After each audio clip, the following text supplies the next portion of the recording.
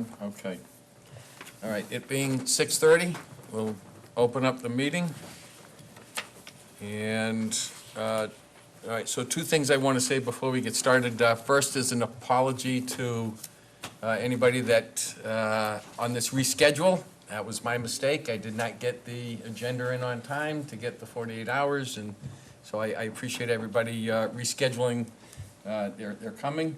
And the second was, I just wanted to make an apology. I guess some people took offense at the last meeting at some remarks I said about people not being educated or not being up to speed for the meeting. And if you took that as a criticism or derogatory, I apologize. It was not my intention to cast aspersions on anybody. It was just my way of saying it, and I probably could have said it better. But I just want to make that up front. All right, so we have the meetings which we've gotten out from the last meeting, and that was the January 15th minutes. Does anybody have any questions on the minutes? Any concerns, any changes? There being none, I'll entertain a motion to accept the minutes of the January 15th meeting. So moved. I have a motion and a second. Second. I have a second. Any further discussion? There being none, all those in favor say yes. Yes. Opposed say no. I'm going to abstain since I wasn't in attendance. We have one abstention. And that is a vote. Okay, we're starting off at, well, actually, we got a few more minutes. At 6:40, we started the first one. Unless you would like to come up. I'm here. All right, well, why don't we get started, and if nobody else shows up, we'll move on. All right, so if you would introduce yourself to those on the committee that may not know you. I'm Lynn Dyer, and I'm from HR. Okay, Lynn.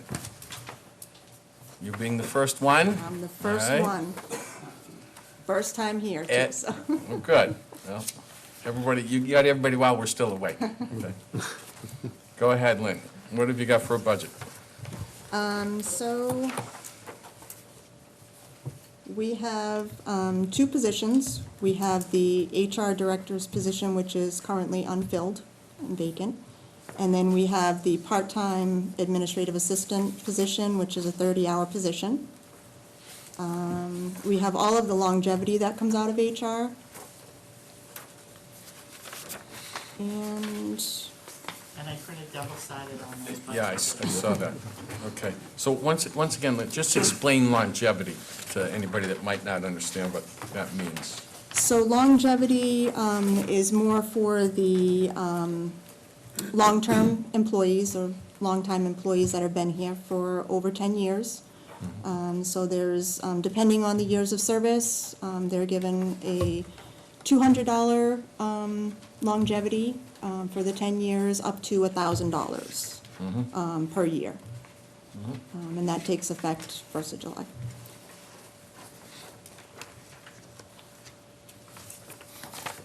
Okay.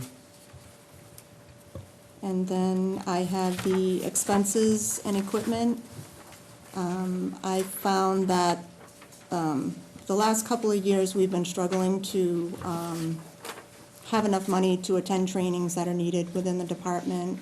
Being HR, there's a lot of new updates with laws and regulations, as well as we send out a lot of information throughout the town, retirees, employees. So there's a lot of mailings that go out, a lot of additional paperwork that comes out of the department. So I increased the expense, overall expenses. Then this is new, the HR contract obligations, which I don't know, Donna, if you can speak to that a little bit. Just before you get to that one, just so everybody knows, that MMA, that's the Mass Municipal Association? Association, yes. That's what that acronym for? Yes. Okay. Pause for a second. So this is it's a new category on where it's located. Contract obligations for employee-type things have been in the town administrator budget as contract obligations, but I wanted to segregate out those that involve like contract settlements, sick or retirement, when somebody retires and there's a sick buyout or a vacation buyout that has to occur, to budget it in HR so that it doesn't become part of that department's budget or part of that large number that was in the town administrator's number. So this was my effort to try to separate, this is employee-related contract obligations. You can see the three that I've listed three, the one in the middle, I have no idea yet, I haven't done a calculation, I don't know a date, I just know that's what I've heard, is there's gonna be a retirement in the fall. Highway is a union that's up for negotiation. Their contract ends June 30th. Has that even started yet? No. So would that normally have been in the The contract obligations contract of town obligations? administrator. All right, so Yeah. is this just moving the money I here? tried to move it here so that it's Okay. clearer as to, Right. there's a lot of conversation about what is that town, contract obligations used for. Yeah. So that here I can at least isolate what we're planning on, what we know about. Maybe I'll have a better number on the police chief one later, when we have something official, but those were the three that I knew about right now. So if I may, Mr. Chair. Yes. Donna, what happens if we go into the budget year not understanding what that number's gonna be, because you don't get a solid answer? And then subsequently, you get something. So what funds would we use at that point to fund that line item? So we end up using the department's funds, and that's when they end up having issues. That's been pretty consistent. Last year, I had, I think, 2 police officers retire in like March, and they had a hard time making the end of the year. So either at usually October or in May, we try to fund more funds. Usually, we've been doing it, funding more to contract obligations, but this would be the same. You'd fund it more to HR contract obligations. Okay, so just to ask a clarifying, but if there were money in the contract obligations line, in the other line, could we still use that money? You could. Okay. You could. Thank And you could also transfer it at town meeting if you want to be clear about what that meant. Yeah, Okay. thank you. So again, this is just a way to isolate this money so that it's easier to track. Yeah. Okay. Easier to identify where it's budgeted. Because some of the, like, we know about assessing already. Yep. And we know that we have to put something aside for, and this may not be what ends up being the amount for a highway contract, but we know that we're out. Would we see a corresponding reduction in the budget numbers for contract That would be obligations? that would be my thought. Okay, I don't want to speak for the new town administrator, but that would be my Go thought. through with a fine tooth comb. okay. To give everybody the opportunity to talk about their Yeah, budgets. okay. No, and I realize, Andrew, we're at the very first, Yeah. okay, and, but it's nice while they pop up now to ask the question, so that we'll make a note later on. Yeah, that would be my thought process to do that. Yeah. Okay. Do we have any other questions on the HR department's budget? Now, I will preference this on the salaries. These are the salaries as I handed out to them. You'll hear from me at the end of this meeting on pay equity, and the departments that are coming before you are actually, any of the departments are not aware of any numbers or where we are on that process, so that they will not be reflected in the salary numbers as of yet. They have to be approved yet by the board of selectmen, by the finance committee. It's a big change, and I think we're also meeting with personnel board too on it. So those numbers will be reflected in the individual department's budget, not as part of, say, a big line item Right. here that says. I want to do the fix and have it right in the department Yep. where it needs to be fixed. So when you get your final budget, it's going to have that in there. Yeah. Okay. It's just, it would be unfair because the departments don't know that we're even working on it. Got it. Okay. Can I ask Yes, another question? Donna, on longevity pay, or Lynn, whichever, is it paid out at a certain point in the year? Is it July a, 1st July is the first 1st. pay period we paid it. okay, and it's paid in a lump? Yep. And So- they would have had to complete the number of years before July 1st. So this is the dollar value that goes to the employee, right? Employees, yeah. Is this part of salary, and then there's also workers' comp and unemployment and all the rest of it tacked on to this? Or is this, You're talking for like a deduction on it? This Right. is like gross pay. huh? This would be gross pay. This- So the only thing that really would be an add-on that we would pay is, Social Security? yeah, all Right. just Well, we FICA. don't do it. Right, so I guess my And question it's is not if, pensionable either, I don't believe. right, so if this is $41,000 in longevity pay, it's actually costing us more than 41,000. 1.45. 1.45 is actually what it's gonna Yeah. cost us. It's just that the .45 shows up somewhere else. Correct. Gotcha, So okay. it's just for clarification, it's only 18,000. Yeah, Well, 1.45% it's is a- oh, our you share know of what? FICA. So You're right, I was looking at totals the before, yeah. totals at the top, not the Yeah. bottom. Gotcha, okay. So, yeah, it's about another, And that's only, $8,500. that's only for your service in this town. It doesn't look back at anything else. That's for your longevity, is for your years of Yeah. service in Charlton. right. Right, but again, that .45 is going to show up somewhere else, Yeah. down in another budget line item. Okay. All right, anything else with Lynn? Thank you very much, Lynn. All right, thank you. Appreciate you making the effort to come. All right, that's HR. One down, 14 to go. Donna, clarification on that number, on the 18%? 1.45? Is that the one you want clarified? It's- 1.45%. Not Percent. 1.45 of that number. No, it's 1.45%. Percent, okay, right, it was like 250 bucks. You said 8,500, that's why I clarified. It's what, 1.45% 5%? Of the 18,000. is in FICA. Yeah. That'll be in the other section. However, 200, you won't see. how can we an only pay $225, $230 on $18,000 worth of something? That doesn't sound right to me, I'm sorry. 1.45% is all they get, but you're also only, you may have had 20,000, I don't know how much this one is, I didn't look. 20,000 last year you paid out, so it may only be another $1,000 more. So they Oh. won't, you won't even see the increase, Yeah. because it's Yeah, 1.45%. it's like $1,300 more this year than we paid last year. Yeah, So it's, Okay. It's just, it seemed like that was just a small, it is very small, because that's, we don't pay social security, and I don't believe it's pensionable. So Okay. we won't even see it on the pension. yeah, this is like a stipend Yeah, it's considered type a of thing. bonus. Right, okay. okay. All right. Next up, we have cemetery. You all have the cemetery budget in front of you. I'd like to introduce yourself to our new board members. We have, Absolutely. My name is Jim Burlingame, I'm the cemetery superintendent. all right, we have a budget here in front of us. If you would like to go through it, Jim?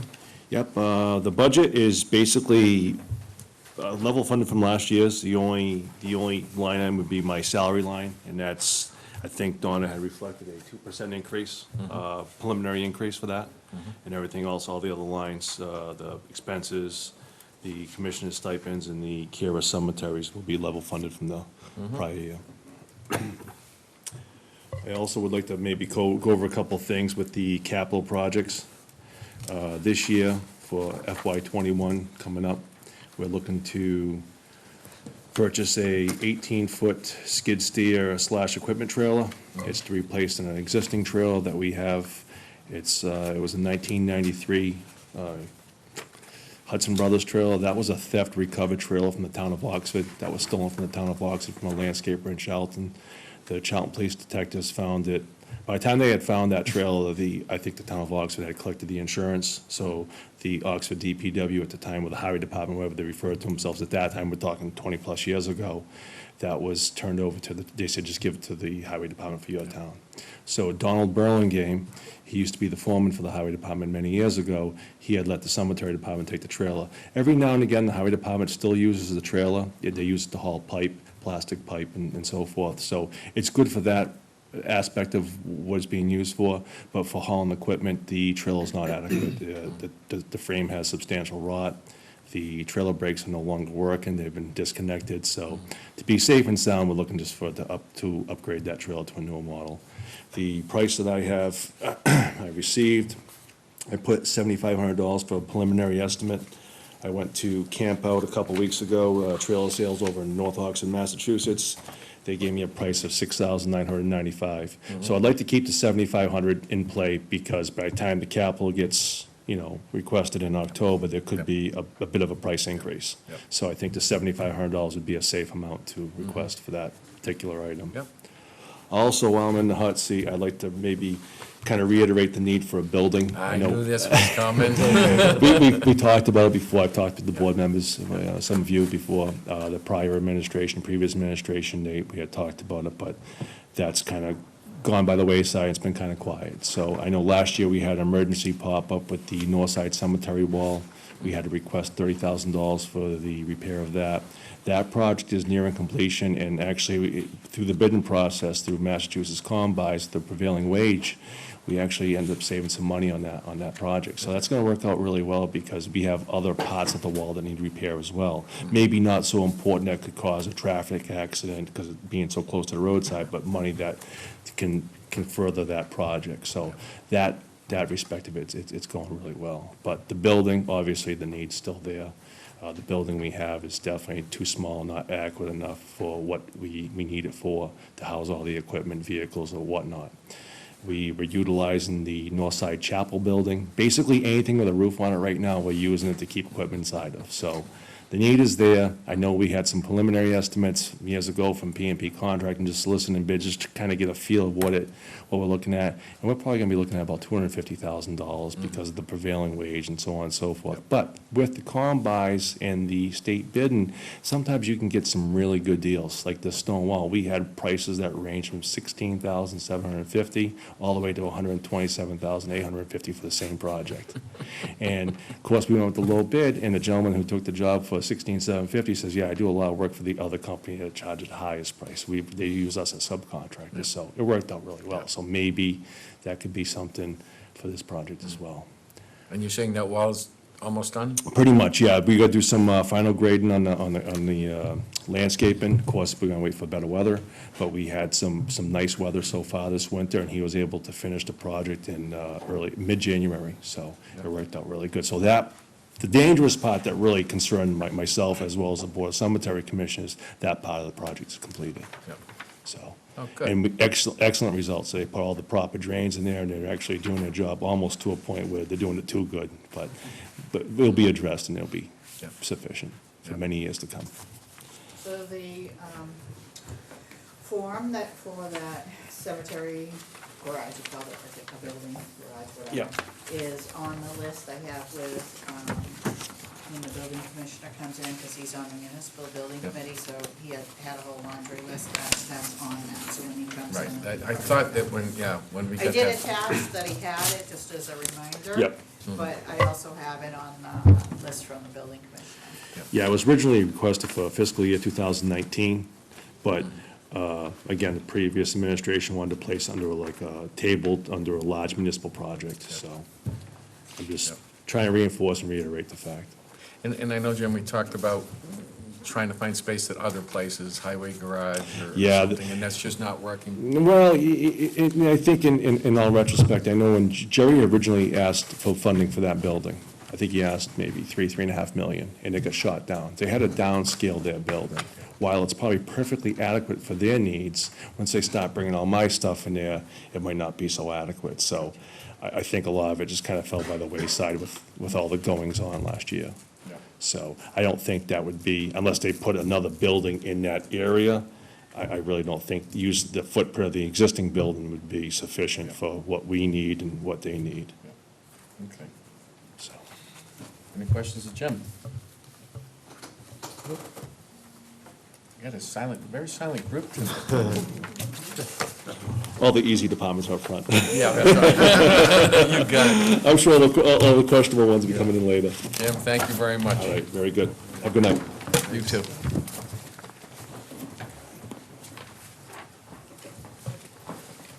items we have up, and we're running way ahead of schedule. So that's a good thing. Conservation, lakes and ponds.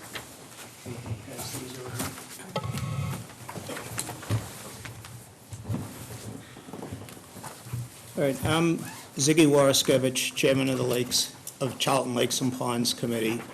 And for those of you not familiar with that committee, the Board of Selectmen requested Todd Gerard, the conservation agent, to get a group of people together to represent the lakes and ponds in towns because of the value of the lakes and ponds to the town of Charlton.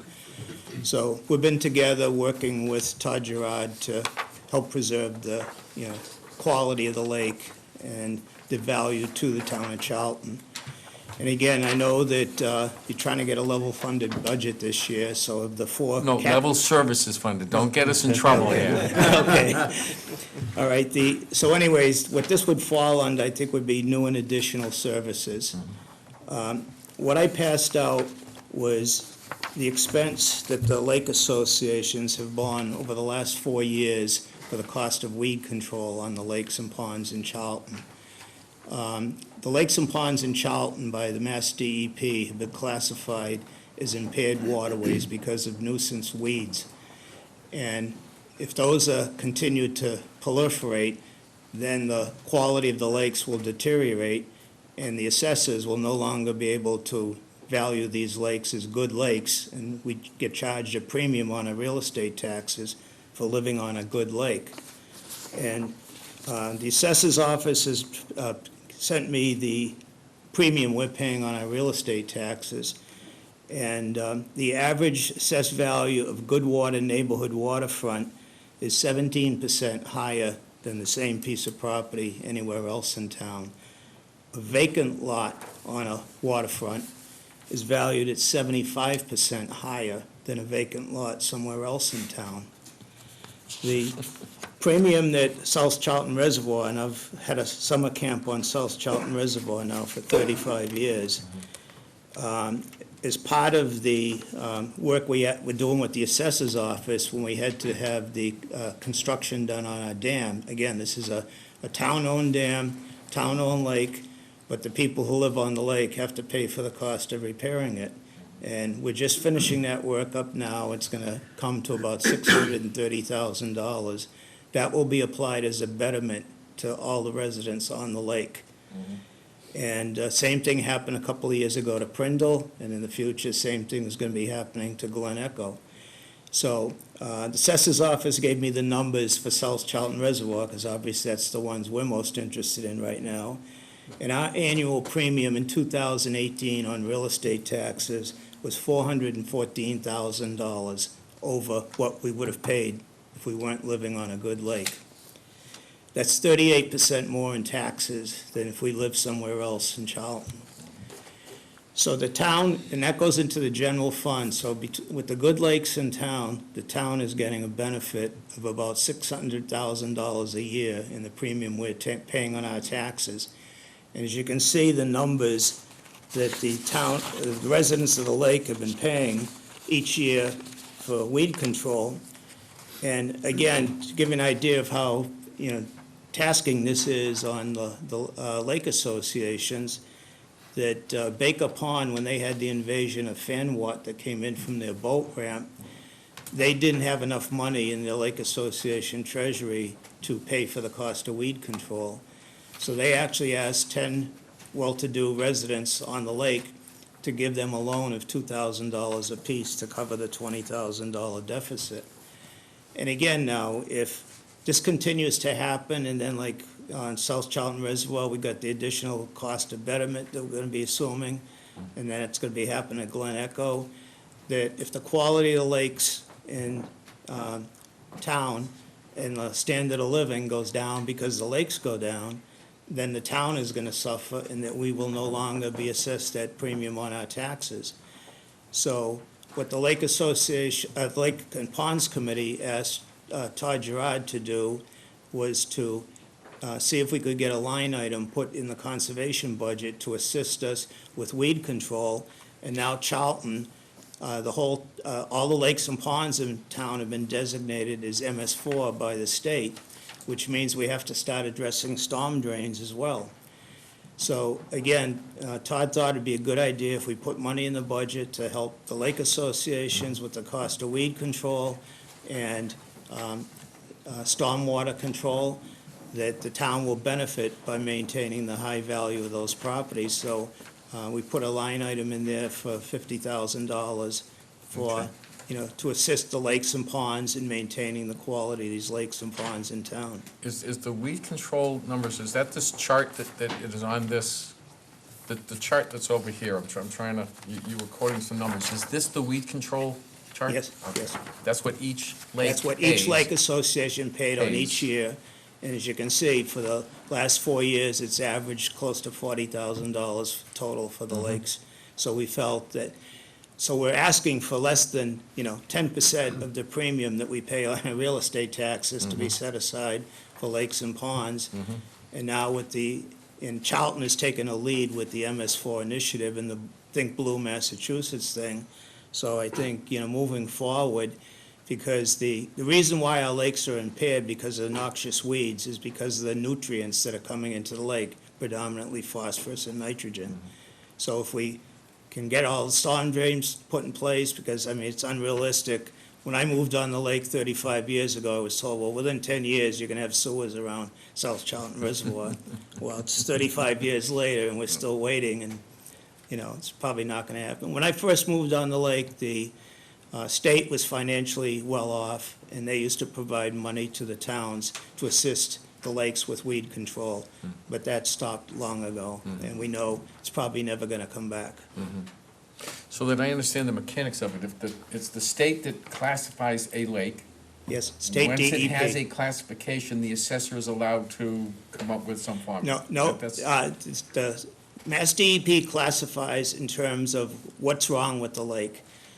From what the assessor told me, on an annual basis, the Mass Department of Revenue requires that they review the selling prices of the real estate on the lakes. And that premium that they're paying versus somewhere else in town is what gets assessed on our real estate taxes. So on an that lot, you were saying there was a lot that would sell somewhere else 75% higher Right. on the lake than if it was somewhere else.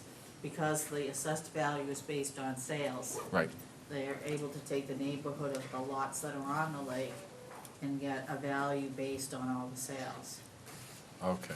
And having good ponds generates a higher sale price, generates a higher tax bill. All right, so it's not just a formula that says, okay, a lake is rated this, so you can add this as a, I'll call it a premium, No, okay. it's based just on based on- the selling price of the houses on the lake, and Yeah. it's mandated by Mass Department of Revenue. Got it, okay. It's what they call the sales assessment ratio. Okay. And you've laid out here on this chart all the different, we've got what, 5 major ponds? 5 major Yeah, ponds. with real estate around it, and you've given us all the numbers. And right in the assessors' books, they have what they call a GL and a GW designation. Good waterfront, good lake. If it's not a good one, it gets an AW or an AL. Okay, and the $144,000 you're saying is not the total cost of? So let me just explain, so Yeah. because conservation lakes and ponds is not a separate department Right. budget, Todd had talked to me, and I had actually met with the lakes and ponds last summer, said I would insert a line under environmental management, under conservation, because I had some other things, we had beaver dam expenses and a small amount for stormwater, although we're gonna, as you see, this number has grown. Yep. He's only here for the Lakes and Ponds Deweeding Program line, part of it, so the 50,000. Conservation will be in your March meeting, talk about the stormwater and the other Yep. parts of the conservation budget, but I wanted them to have a chance to talk about lakes and ponds, because this was a new category to put it within that, it's like a subcategory of that line. And Ziggy, if I could ask you, what was the number you said that we generate in tax revenue because of the premium? You It's in excess of $600,000. $600,000. I mean, obviously South Charlton Reservoir is the biggest one. And that was $414,307 in 2018. I have heard that, I guess Glen Echo is around 180,000. I don't know what Prindle is. Those are the three lakes that the assessors have classified as good lakes. But the others, when they check their things on the website, Baker Pond actually has GL designations also. Okay. So I think that, the system is not caught up with what's going on in the real estate world yet. Yeah. It has to be done on an annual basis, so at the last Lakes and Ponds meeting, people from Baker Pond were checking, on the website, and they had GL designations, even though they're not technically listed by the assessors as a good one yet. Okay. Everybody understand the explanation that we've gotten? That's all brand new to me. I've never heard of any of this before myself. Yeah, and he's right about, we've had two betterment appropriations for, it's actually bond authorizations that'll be paid by betterments for South Charlton alone. One was for 70,000 and one was, I think, 712, so the Yeah. total will be 772. Plus whatever the interest is gonna be borne by those residents, probably in the next 20 years that they'll have to pay that back. Yeah. And Prindle's has already been done. But then there's two more that I'm aware of, that you'll see in the capital that need to be addressed, that haven't even been touched yet. So these homeowners that are on the ponds are gonna, they get the betterment hit as well as having the premium on their taxes. Yeah. And I'm a director for the Mass Congress of Lakes and Ponds also, and in checking with that organization, some other towns, like for example, Hopkinton, the premium, one of the lakes in Hopkinton, the premium they pay on their real estate taxes, that goes into the DPW budget to help pay, for weed control and all of that. But Todd thought it was more appropriate to have it with the Conservation Commission, because all the permitting and everything has to go through conservation. So Todd thought having it in the conservation budget was the place to put it. Yeah, no, makes sense.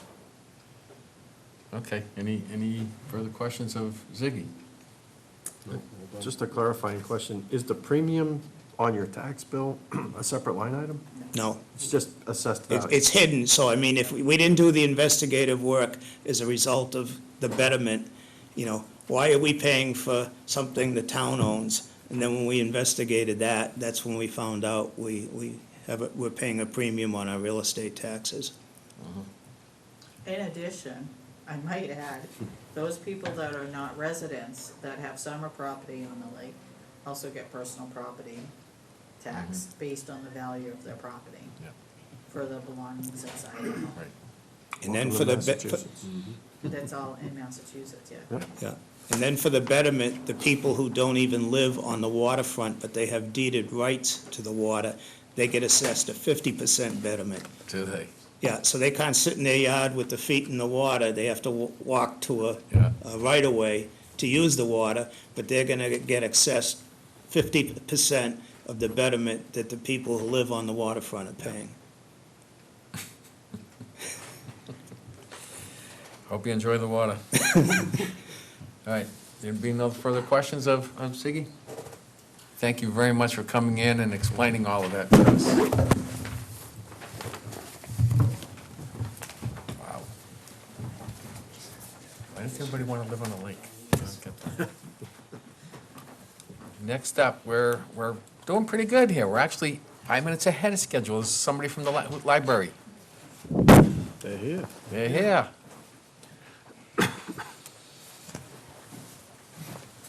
And you get to take 10 minutes for something. Might want to hold that thought till the end of the night. Yeah, I know. Look at Cheryl brings, she's got folders. It's gonna take a while. Packets. We get a bonus document this year because we did our FY 20 to 24 strategic plan, so I put that in there for you, Oh, for your reading pleasure later. excellent. So this is the same document that we got, We hope. well, as far as the budget goes, yeah. Yeah, the numbers are different. Are they? The budget's a little bit different. I would My agree. budget that was in there, go with the one that Donna gave you. Oh, It's you want the different. higher one? Yes, I do. Alrighty then. I think the document on the right side that you don't have, though, from Donna, is what we've spent this year not using town money. So that's in there somewhere also. It starts with digital services. All right, again, if you'd all three like to introduce yourself too, we got new board members this year, so. I'm Cheryl Hanson, I'm the library director. I'm Stephen Sage, I'm the chair of the Board of Trustees. Bob Hardwick, trustee. Thank you all. All right, Cheryl, you're up. Okay, why don't we start with that document, that extra document that starts with digital services? And this kind of outlines what we've used so far this year. That's not in our FY '20 budget, and I know I talked about this last year too, but if you turn it over, the total is almost $49,000. So that's a savings that we've done for the town by not using town money for some core things that we needed for the library. The biggest one under there is under building, and that's update HVAC control system. And basically what we did this year was we had to replace the entire energy management system. It was so outdated that I could only use one computer that we could never update with Java, do no Java updates, so that I could still control the heating system, the air conditioning system, every system in the library. So I was always afraid we were gonna lose that and we'd lose the whole system. So we had to finally bite the bullet and replace that system, which cost almost $30,000. We did that using our state aid money. It's money that we get every year from the state, and it pretty much depleted us this year because of that big expense that we had. The other things are just things that aren't in our budget. We do about 400 programs a year, and that's all paid for by either state aid or the Friends of the Library. All our digital services are not in our operating budget. Those are also paid for through state aid. So that's just a little kind of snapshot of what we saved you this year. What was the breakdown between state aid and Friends of? I'm assuming that's definitely what you are raising. The Friends of the Library was $11,000 that they, and that was, right, raised money, unraised money. We want to go back onto the FY So now '21 that you showed budget. us what you saved us, now what would you like to Yeah, we spend? start off with a positive, right? Right. The first page of the budget is salaries and wages. Honestly, that's basically, we haven't added any new staff. That's just what we had last year. We're continuing with this year. Any increases were contractual. Yep. The back of that is expenses. We did go up 4,000 this year. We did not add anything else into the budget. This is just increases in service contracts and services. So there's nothing, absolutely nothing new in that. You increased your hours this past year, didn't you? We Weren't did you that able to? actually in July of 2018. We did that. Right. And And you've been able to maintain those increased hours with we the have. monies that you have? Yep, we Okay. have. And actually, circulation went up 15% this year. It did. So that, yep.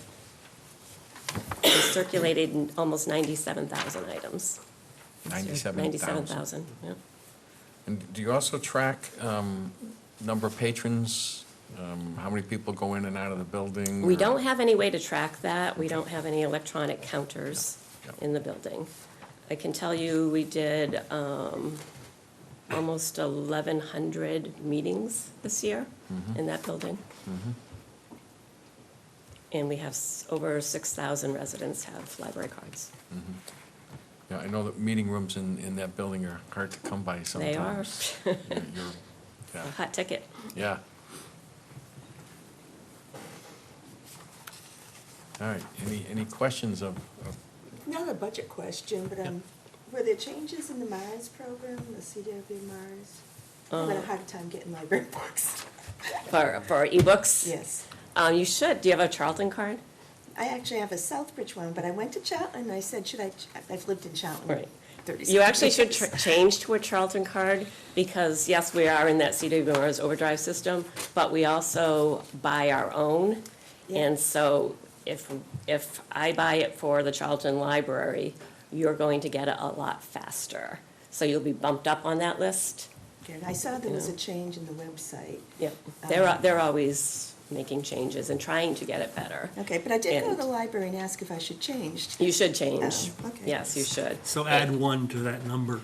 Yeah, right. And basically, my digital, 97,001 stuff. my digital purchasing is based on holds. So I look to see what books, ebooks, and digital downloads the Charlton people have on hold, just Charlton, and I buy whatever has a lot of holds, so. Actually, I do have a Charlton Library card, but it's so old, it's blue, and it had a little metal number. Yeah, that's not gonna work. That's not gonna work. That's how old that library It's card funny you is. say that, Carl. I've got that same card, okay?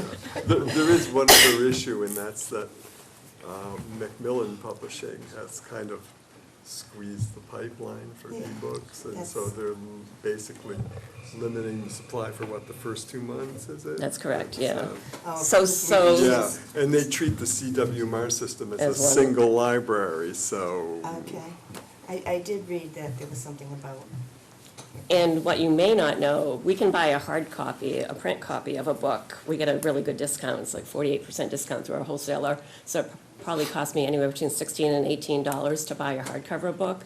But to buy an ebook, it's gonna cost me about $55. And to buy that as a digital download, which is actually the most increased service that people are looking for, is they're listening to books on their phone with Bluetooth in their car mostly. But those cost anywhere between $80 and $130 a piece.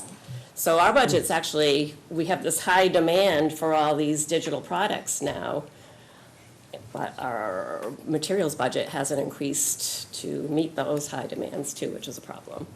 And I thank you for those audiobooks. I love them too. I listen, I have a commute, I listen to. thank you. But yeah. Any other questions? Yeah. So this may be to the town administrator, Donna, the library may not have an opinion, but they may. We're still holding the library custodian cost in the municipal offices line items? Why? Because there's a formula in getting state aid, and they take a percentage, you have to hit 16% of your total library budget has to go to books or periodicals. So when you add the custodian into the library budget, that makes that number even higher. So a lot of towns will keep that custodial off the library budget. A lot of things are actually out of our budget because of that. Yeah, So you notice we don't have many utilities in there. Whereas years ago, we keep it- did to keep have it the down. electricity, and you took that away because that also, Increase the amount that we had to spend on materials. Okay. Where is your utility costs today? It's in the Or towns. the Yeah, town? they have, Just aggregated with everything else? yeah, Okay. because we have the solar too. Okay, all right. Any other questions on the operating side? All right, Cheryl, if you want to just touch on, we're not really, looking at capital, Yep. but give us a heads up on what you would be looking at. I see you've got a couple of requests here. We do. The first one is the 2 Honeywell Spider controllers. Unfortunately, I know more about HVAC than I ever wanted to know, working at the library. So this is, when we replaced our system, we found out there were some more problems in different parts of the system. Actually, they're coming in next week, and we're spending another $6,000 actually out of our repair line item for our operating budget this year to do that. But we don't have the money in the budget to do parts 2 and 3, which are on there, the $5,018 and the $3,822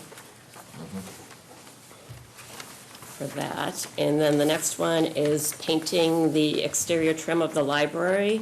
If you look on the old part of the library, the original part of the library, you're not gonna be able to see it now, it's because it's dark, but the next time you go by there, look, and all the paint is chipping and peeling away around all of the windows. on the entire old section of the building. We also had it tested when we started getting quotes for the paint, and it's lead paint, so that's another issue. It really needs to be done. It's looking really bad.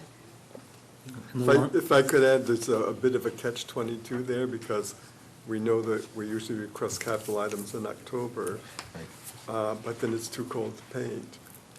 And then we need, I believe, to use the money by the end of the fiscal year, which is not much time to get it together, before the end of June. So it's kind of work that needs to be done in warm weather, however that can work out in terms of. Yeah.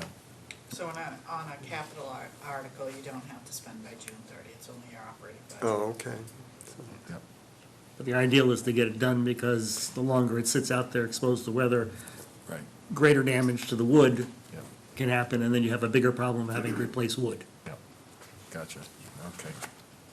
Well, no, appreciate you at least making aware of this. It helps us in our planning. We're developing our capital budget.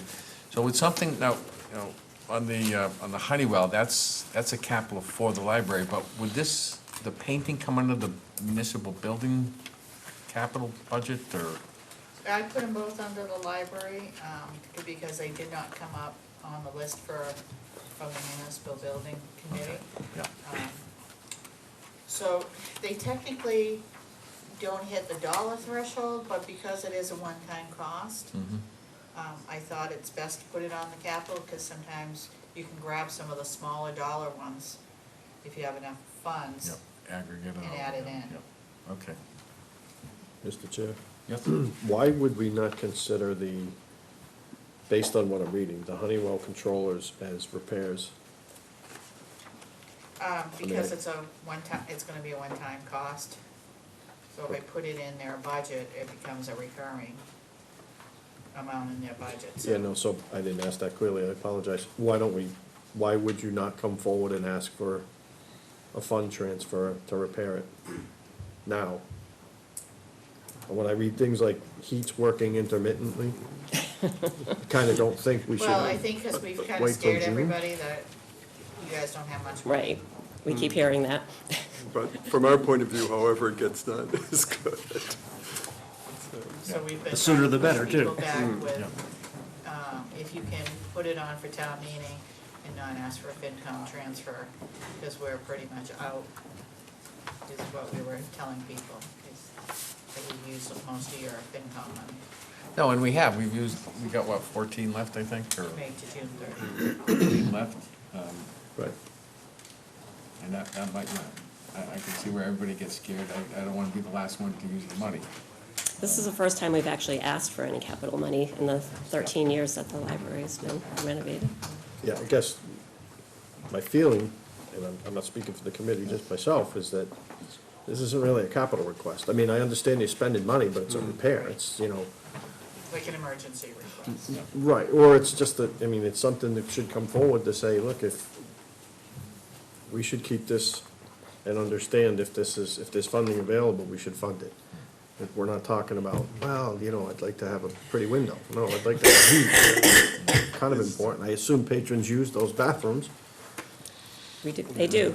And I don't know if you're aware that we did have an issue this December where one of the air handling units froze up Right. and the fan coil burst, and we had some major flooding at the library. Which that we- caused an insurance claim and Right. a few other things, so, And, right. yeah. And possibly if we had done this earlier, who knows, Is there a chance that? Yes. At the end of the fiscal year, I know you can sweep accounts for unspent funds, and that there could be something there, No, or? it doesn't work That's that all way. taken care That of. wouldn't happen, but I think if you know this can be done, like, relatively quickly, if we decide it could be available, then it's a different question. Right, which is why I appreciate getting these. Right. Even though we're not going to act on it naturally right now, but if we accumulate enough of these and we say, okay, look, this is a high priority and we've got X amount of dollars, we could act on it before the end of the fiscal year, all right? That's my thing. But if we don't know about it, then we can't act, so thank you very much for. they're doing getting Partners this to 1 us. next week. Any further questions of Cheryl and the group? She explained her budget pretty good. You did a great job, Cheryl. Thank you. Thank you very much. Appreciate you coming in. Just to look good, yeah.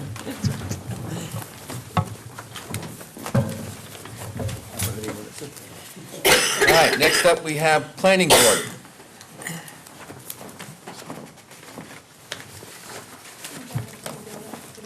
All right, now we're 2 minutes behind.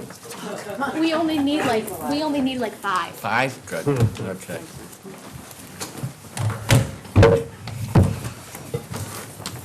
This is library.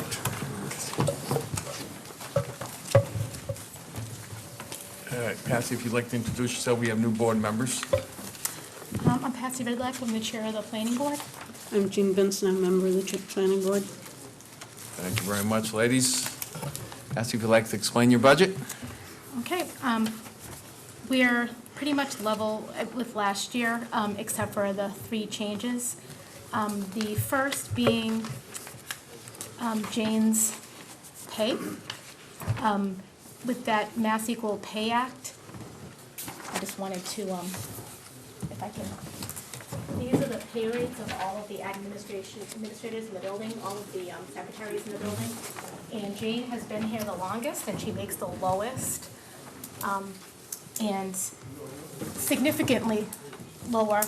Actually, she is the second lowest, but she's been here for 23 years, longer than anybody else, and I just don't understand why someone who does, I mean, she could technically become our assistant planner. She reads plans, she does more of a higher level, and I'm not here asking to make her an assistant planner, I'm asking to just make her level to the rest of the, or somewhere in the middle there, to the rest of the secretaries in the building. Okay. And keeping in mind that while we were without a planner and we had an interim planner, Jane did jump in and fill in with almost not even being asked, she just did it. Yep. And we greatly appreciated that. Okay. Just to point out that that is a clerical contract, she's a member of a union, and that is the union rate. They have no distinction for years of service in their union rate. In the union, Everyone's okay. paid the same I was, for that, or whatever grade they're in, there's like 4 grades within the union. so is The other members that she came in, because she came in today and got numbers from me, not all those people are in the union. Can They're not she, in- what, if she leaves the union, is that gonna? It's not an option to leave the union. The union requires certain people to be in it. Okay. right. Can we, So would can we we, petition the union? Not that I'm aware of. They have to bargain, they have to negotiate their contract, whatever the bargaining, the result of the bargaining is what their rate of pay is. Pretty terrible union that negotiates the lowest rate in the building. Usually the unions kind of give a Would step fluctuate. up, but, Well, there's no union reps up here, Yeah, so right. unfortunately, we Is can't that help you with something that we one, but. could- Would the union ever do that? Negotiate it for one person? If you're aware of. be unlikely. Okay, we can check into that. so, Okay, thank you. I will, then if we can't fix it this way, I would maybe like to change her pay grade or something at town meeting. I'll You work with can't. the You can't do attorneys. You I'll work with the can't. attorneys to try to fix that. I'll work with my attorney to try to fix that. It see has if to we go through can- the union. if- There's we can 4 fi- grades in the union, she's one of the 4 grades in the What union. if we make her an assistant planner? Changing job title. I think the union has to release her. Which has also collectively bargained. So Right. at least a position for the union. So we'll work. It's Okay. just terrible that, can we meet and see if there's a way that we can, It's, Okay. yeah, she's represented by a union, that's really. You really need to have her good union representation. attorney work on that. yeah, the union attorney didn't even show up when she was being harassed, so we're trying to have an issue with the union attorney, but I'll work on that as a planning board matter. Secondly, at the October 15th town meeting, the pay level for our planner was changed and approved to an N9, and he's currently listed as an N7 and being paid as an N7. And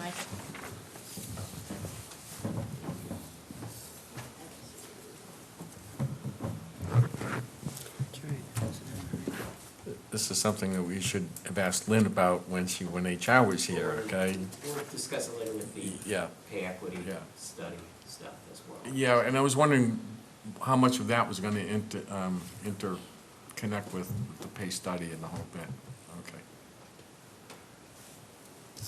But again, we can't do anything about pay grades and levels, that's not our bailiwick. I can tell you for an N9 on the current pay plan that you have, the three that I'm aware of that were on it is the police chief, the fire chief, and the finance director. Mm-hmm. What is Town that? administrator is listed as an N10. Correct. All right, and she's listed as a, he's listed That as was a in what? October, In N7 right now, and it was, I mean, but it that's was what approved was, at N9. that's what it was approved at the town meeting, so I'm just bringing Yeah. the documentation for that. Okay. I don't know if we have to listen to the residents that were at that town meeting, but, you know, they did. Ignore my sarcasm, it's just my normal personality. We also are asking again for the 6th year to increase our stipend. The planning board works very hard. We go to trainings to look at this technical stuff, and it was lowered when we had a budget crunch, and then we kind of got out of that little bit of budget crunch, and it was just never increased, and we're asking for an increase. Not pushing for it hard, Yeah, but- because we understand that we're level funded, but we're, And that covers how many people? Betsy? 6. 6. Okay. Yeah, that was the only part I didn't understand, is how many people were we talking about? 6. So it's now $200 per? it was 400, and then it was during when Reduced. everybody was cut, we were cut down to 200, but everybody else kind of went back up, and we just never went back up. Okay. All right, what else on your And that's it, just those budget? three items. Everything else is Yes, same as last year, okay. that's it. You're back on schedule.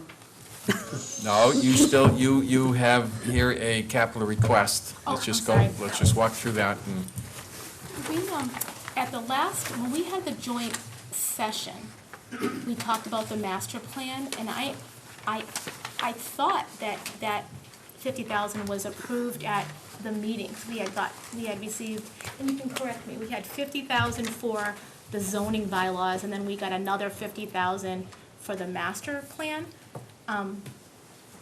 But we searched the minutes, the meetings and the warrant, and I just can't find where it was ever voted, the extra 50,000. We really do need to get the master plan done. It's, the state advises that you do it every 10 years, and honestly, in 10 years, the Charlton has changed significantly. I think we're on our 12-year.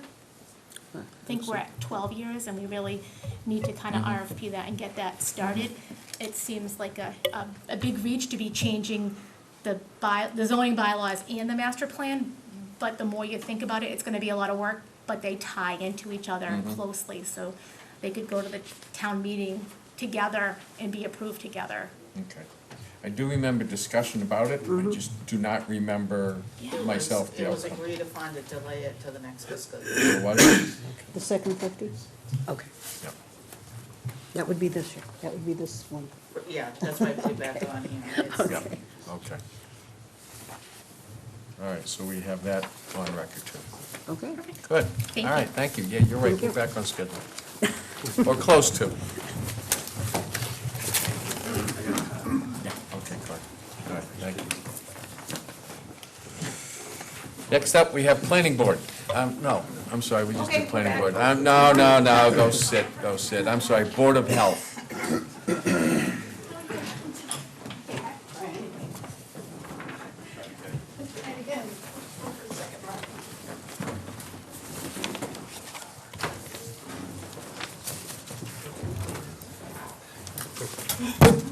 Okay. All right, introduce yourself to our new board members. Good evening, I'm Jim Philbrook, I'm the Charlton Health Director. And I'm Matt Gagnon, I'm Chairman of the Charlton Board of Health. Okay, go ahead, Here Jim. tonight, good evening, everyone. Certainly, I don't come to you lightly and for a want, but a need. We have a department assistant that I feel that I could use for additional hours to help train her to do some food inspections in the field. Based on, we've done an additional 170 food inspections this year alone. That's Kimberly Buccini. She already works 15 hours a week. I had spoken prior to the former town administrator. It was supposed to be in the works with Jessica, and it sort of fell by the wayside, and now I'm here on behalf of, with support of the board, to see if we can get some increased hours for my department assistant so I can train her to do some food inspections. It mainly comes from the increased inspections for Treehouse Brewery, which took in $6,700 additional dollars just for the food trucks, but it's sort of a 7-day-a-week inspections, because their food trucks are there on Friday, Saturday, Sunday, Monday, Tuesday, Wednesday, so 7 days a week. So I do need some backup to, we have 275 wells that need to be Excuse me, Jim. decommissioned. So that means that every time a food truck shows up there, you've got to be there each night for a new truck. If it's a new truck, which they've had this year, over 80 new trucks, yes, we make sure that we have stickers, and I do inspect them, and I reserve the right that anytime they're there during normal business hours that I conduct an inspection, because they have to be actually working in the truck, so I can see that the food and the time temperature controlled and potentially hazardous foods are safe for all the residents. And Treehouse does not charge them anything to go there, but we charge them a $100 yearly fee, and that's what we collect. And that's the $6,700 additional dollars that we collected from those inspections. But in a total, it's $37,045 we took in fees just for inspections. Mobile home permits, piggeries, portable toilets, we actually took in $2,610. And that was directly because of Spartan races and stuff that we had, and we charged $10 per toilet, which I do have to go and inspect, but that's to protect the public health. I think that I work for a reasonable rate. I'm not asking for myself, but I would like some backup, and I want to make sure the town is protected and that we have pandemics, we have coronavirus I'm dealing with. I think all the emergency preparedness stuff that I do takes up a considerable amount of my time. We get that, all the funding. We have a trailer that is fully funded by FEP Steering Committee, which are FEP emergency funds. We just received actually another $8,000 in supplies to make sure that in the time of need that the Charlton residents, whatever, we would have protective equipment, clothing. We could set up any kind of clinic that we would need to do a pandemic or vaccinations with our public health nurse and with the support of the board. So it's just, Charlton's growing, the need is there, and I would like to take some time off, and I'm unable to do it at this time, so. I do want to mention, to keep in mind at 15 hours, that Kim is not in the union, Exactly. but at 20 hours or more, that puts her, so the rate here is a union rate, that is the rate. So it changes the rate if we increase the hours. That's the or- threshold, 20 hours? You go 20 hours, and in that And then it's particular required position, you that have go to into the be, union. okay. And are there any contractual limitations to the union? In other words, can she do inspections under the union rules? I think so. I think the inspector would actually be under the authority and directly appointed by the board. As I, as the director, report to our board. I think as a food inspector is mostly part of, would be a lot of her duties. She would have to be trained. She has worked for just going on 2 years now. She's very knowledgeable in the food industry. She does all the food permits as far as the applications and all the, the office work along with Andrea. But she's only at 15 hours, and I don't want to lose someone that's highly trained that could actually benefit the town of Charlton. We have a backup plan. With everything going on, I'm not asking for a ton. The increase would be $21,641, and her rate would go to $19.91, which that's something I worked out with Donna. So I actually gave back money of my own salary this year, and I stayed at $36,000, and that's probably the lowest paid department head you'll ever see. You're looking at half price. Yes. But I love my job, but I do need some backup. Yep. And we need to have a plan just in case, because there's so much going on with the health department. I use my own vehicle. I don't ride around in a new SUV. I'm not awarded that. I do, do not ask for a lot, but this is a need. It's not a want. I think that I'm just asking, so there's better protection and there's a backup plan for Charlton. And I do need additional food inspector, and that's what she would be, office for the 15 hours, and the rest of the hours I would have her out doing food inspections to relieve me of some of it so I could take a weekend off and get the food inspections done, because I have so many other things to do. Well decommissioning that's going on right now. We have the water lines that are going on that are under the you know, we have full oversight with meeting after meeting, and I do go out on the well decommissionings to assure that they're decommissioned properly, and there are literally hundreds. So that's why I'm here this evening, so. Okay. Well, you made your argument very well. You also got, and I'm sorry, any questions on his operating budget, Board of Health's operating budget? All right, there being none, you also, we have a capital project. Before you jump on the operating budget, Yep. I just want you to notate that we added nurse, the public nurse, as a line item in service and supplies.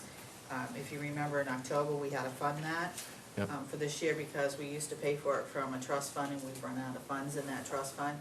So Okay. we've now had to put it back into the operating budget. All right, That was funded by the nursing fund, the Pickering Fund, Yep. and there was another nursing fund there, but that $20,000 was now down to the principal, and we have to wait for that to build back up. We were at $14,000 at one point. Now we have a public health nurse for $3,500, which is absolutely phenomenal. She's one of the best, and that's something that's essential to the, we've always had a public health nurse, but we used to go through Harrington Hospital, and they actually dissolved that program, so. okay.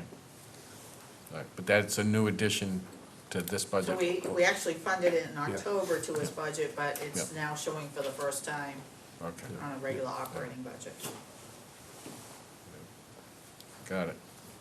All right, your capital request here. Yes.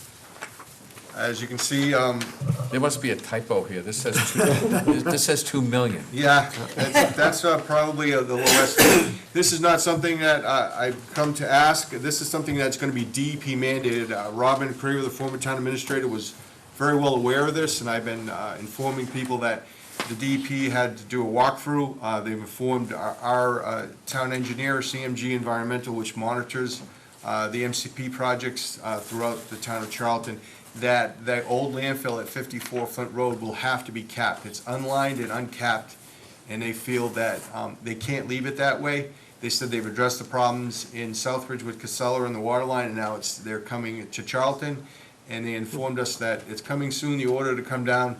And so we have to have some kind of FAM, a financial assurance mechanism, in place so the DEP that knows that we're serious, that we're gonna take I think that if we took in soils, COM 97, because there needs to be some fill brought in, we could actually make up another $500,000 to reduce that down, but that's something I would have to monitor also to make sure that the loads are coming in, and we don't have a disaster on our hands, that LSPs have signed off on all the loads and it's done properly. So there's a lot of work ahead. But the $2 million is a cost estimate that I discussed with CMG Environmental and met briefly with the new town administrator, Andrew, to discuss that. I wasn't sure as he informed as Robin was, that this is something that's coming very soon, and we have to be prepared for it, so. When you say coming very soon, we're gonna get a letter in the mail at some point that Jim says you McQuaid, have Greg Root, X Mark amount of Baldy, time. they're gonna say, guess what?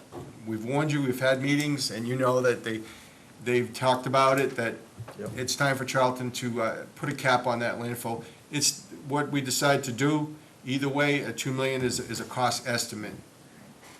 Just to add to that, so for the 10 years or so that I've been on the board, we've been dancing around 54 Flint Road, and it's the thing like we don't want to talk about, we don't want to stir it up, because we know it's going to be expensive. We had 90 Flint Road capped, it was done, we had problems at the beginning, we had another contract to go out, and they did an excellent job. In the meantime, we have to keep everything into compliance, so we have the state that comes out, they do inspections, we have to have a third party come out, do the inspections, verify everything's good, that there's no scalping, that all the water's flowing where it's supposed to flow, we have to have testing and all this. But through that whole process, DEP has their eye on Flint Road, and 54 is part of it. So we've been dancing around it as much as we can.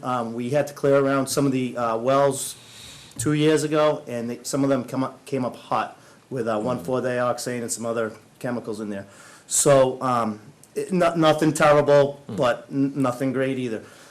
But as this whole thing's unfolding, every day we're getting closer and closer to this whole discussion with DEP, and it's been talked about, it's just not on paper yet. So it's definitely coming our way. This is just another can that's been kicked down the road? Yes. And we do have one home on a filtration system and another home on bottled water because one of our wells had traces of 1,4-dioxane, and they found some of that trichloroethylene and 1,4-dioxane in their well. So immediately, it's within 500 feet of our landfill, so they say you own it. So, Okay. And with that note, there's two new houses being constructed right within that same 500-foot vicinity, so we may be in for additional filtration systems and whatnot. But this isn't something that anybody wants, it's gonna be mandated by DEP. It was explained to me that DEP will be very reasonable with us as far as timeframes and whatnot as they have to this point. And it's also noted with DEP that Charlton has been and maintains compliance with DEP. And so we're working with them, they're working with us as this whole thing unfolds. So, No chance you can kick up the fees at the food trucks up at Treehouse to cover I would this? love to. I think we should address the fees, to be actually truthful. I think we need to look at all the fees in Charlton and see if they're, if we need to increase them, because they don't, they're getting a whole year's worth of 100, and they may get 15 inspections, so I think there may have to be a look. Remember, they're paying the local meals tax also.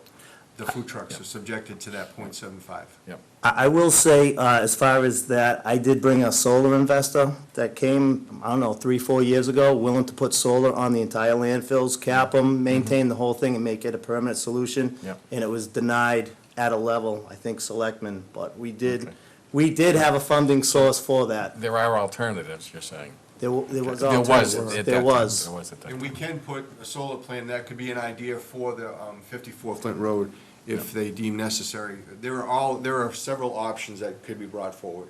Similar to what they did on 146 down there in Worcester, where they Yes. just capped it and then covered the whole thing. Yeah, and they did do some tests to make sure that trash from 54 was not out in the road as they suspected, and it found to be not. So CMG did that, recent tests. So Greg Root has been on the phone and saying, be ready. So this is why we brought this before you. It's not something that we're just doing tonight. This has been on the plate for quite a while, and we sort of just kept it quiet. Robin has been aware of it, but the DEP said recently that we're coming in again, so. Yep. Okay. Any further questions, Board of Health? All right, there being none, thank you very much, gentlemen. Thank you very much for your time. Appreciate Thank you you. coming in. That was a little surprise. If I may, Mr. Chair, just to comment on that, that's the same problem, the 1,4-dioxane problem is the same problem that we had with the Casella landfill, where, Casella and Charlton and the DEP stepped up and funded the water line up off of Berry Corner Edge Road area, so.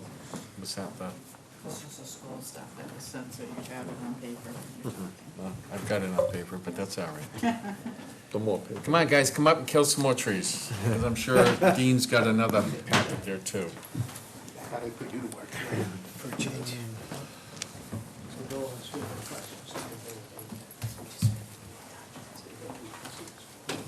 I'll do my politics, okay? Okay, John. How are you? Good, how are you?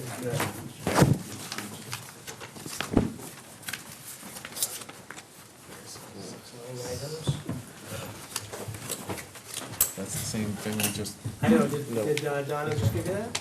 She may have. yeah, she may Yeah, I have. just. You gave, oh, you gave him the line item Yeah, budget? yeah. Oh, well, if you wanna What give you them back, sent me, we'll I take just- them. We'll definitely use them. Yeah, you could, right, because you can. 7 give more them- towns. Right, I was gonna say, you can give them to other towns. But you don't have these. These are the presentations. Mhm.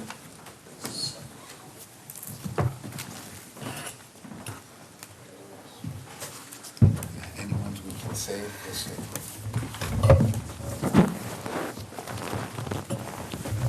All right, well, good evening, and thank you for having us here tonight. Okay, if you'd introduce yourself to the new Sure. board members, John. My name is John LaFleche. I'm the superintendent at Bay Path, and I'm pleased to say you're the first body that will hear officially that the school committee on Monday night did hire the new superintendent who will be taking my place when I retire in August.